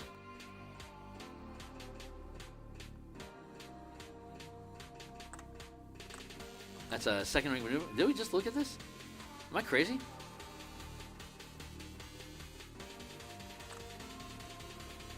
Maneuver.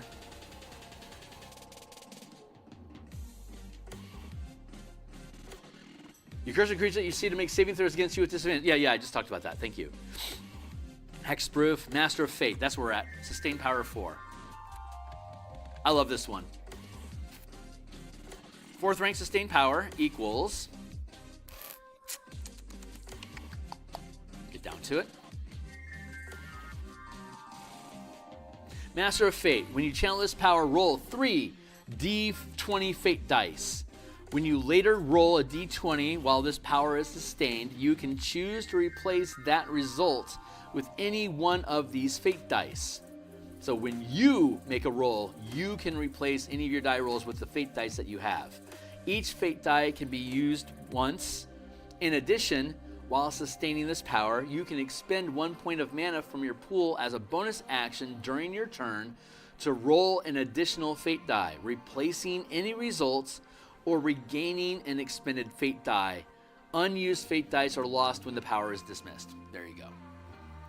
So I can just basically give myself Portent and sustain it, and I can keep spending mana to regain new D20s. So I could burn my entire mana pool to be able to control mana starting at 13th level, to control die rolls. I can keep burning dice until I get like 18, 19, 20, 20, 20, 20. If I just want to keep burning mana to re-roll dice until I get a natural 20, I can stack up a shitload of natural 20s if I wanted to.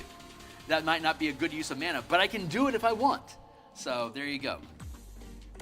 And Unstoppable is a 4th rank exploit.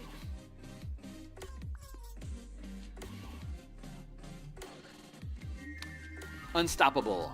When an effect or condition other than incapacitated, unconscious, or death reduces your movements, you can channel this power to retain your movement until the end of your next turn, even if you cannot take other actions. So like if you petrify me, I can still, if you petrify me, I can keep moving until the end of my next turn. Even though petrify doesn't let me do literally anything. I can ignore it. And I can channel overrun while I'm doing it. So I can still kill you even though you're locking me in place. Rite of Revival, 4th rank maneuver, and this will be our last thing or our day will be done. Where is it? Rite of Revival. Reaction. That's right. Reaction 4. Rite of Revival. As a reaction to when you drop to 0 hit points but don't die outright, you remain conscious and roll a number of power dice equal to the mana channeled, gaining a number of hit points equal to the total rolled, up to your maximum hit point total. Hold on. Revivification, when a creature within 30 feet of you would... Oh, it's when another creature within 30 feet. And this one is to when you drop to 0, and this is when another creature drops to 0. There you go. Okay, cool. And from there, it's Forsaken Barbarian Paths. We're not going to worry about Forsaken classes for now. We're just focusing on PHB stuff for conversion of the book. All right. Hey, that's it. I'm going to go ahead and cut out of here. It's 12:56. This is a good endpoint for Phil. I'll be back next week, maybe on Saturday. If we're playtesting on Saturday next week, I'll have a short session. So maybe I'll come back through and look at Bard. Maybe like during the week, like at lunchtime, or maybe on Thursday nights. I can switch up some of my days. I don't know, but we have Saturday, Mondays, and Thursdays to either play test or do game design like this on stream. And right now, I'm building this out to share with everybody what is happening with the color mana system that we put on the DMsGuild back in 2018. And these are all the updates that we're building. Anyone that's already picked up these books, and again, all these books are available here on DMsGuild right now. They're all free previews. Thank you. These are all free preview books, 100% free preview. If you've already purchased these books, God bless you. Thank you. But when we update the books, all of these are going to be replaced with the new 2024 rules. You'll still have access to these in your library to what they are right now, but we're going to update all of them to the new hotness that is 2024. I think 2024 makes Mana better in every way. Literally every way. It's such a great improvement, stepping towards resource management that we want with Mana characters. So I'm going to go ahead and cut stream here for now. I'm going to be back Monday morning to continue doing Eberron artwork. I'll be back Monday night to do game design. We'll probably finish out the Fleet of Lazar. Well, we're building a space pirate, the Space Pirates of Lazar Spelljammer ship fleet on Monday night for the Spelljammer Eberron Kaiju Mecha campaign that I'm going to run on my Discord server. Anyone's welcome to join. I need 5 bodies that can show up and stay there consistently for like maybe 8 months. So we'll figure out if it's going to be like Thursday night or Saturday morning. It's going to be one or the other. So we'll figure that out, but we're not quite there yet. We're still building the campaign, and we're doing all that on stream. And we've come a long way to having all the components built to make the campaign run properly. Right now, we're just filling in NPC organizations and nations and details and stuff for the Bastions side of it. So, but that's to come this upcoming week, starting on Monday. I'll be off stream tomorrow, take my day of rest. And thanks, everyone that's been checking out the channel. I really appreciate you guys. Again, like, subscribe, bell icon for notifications of when we are live in the future. And I'll see all of you guys on the other side. Laters.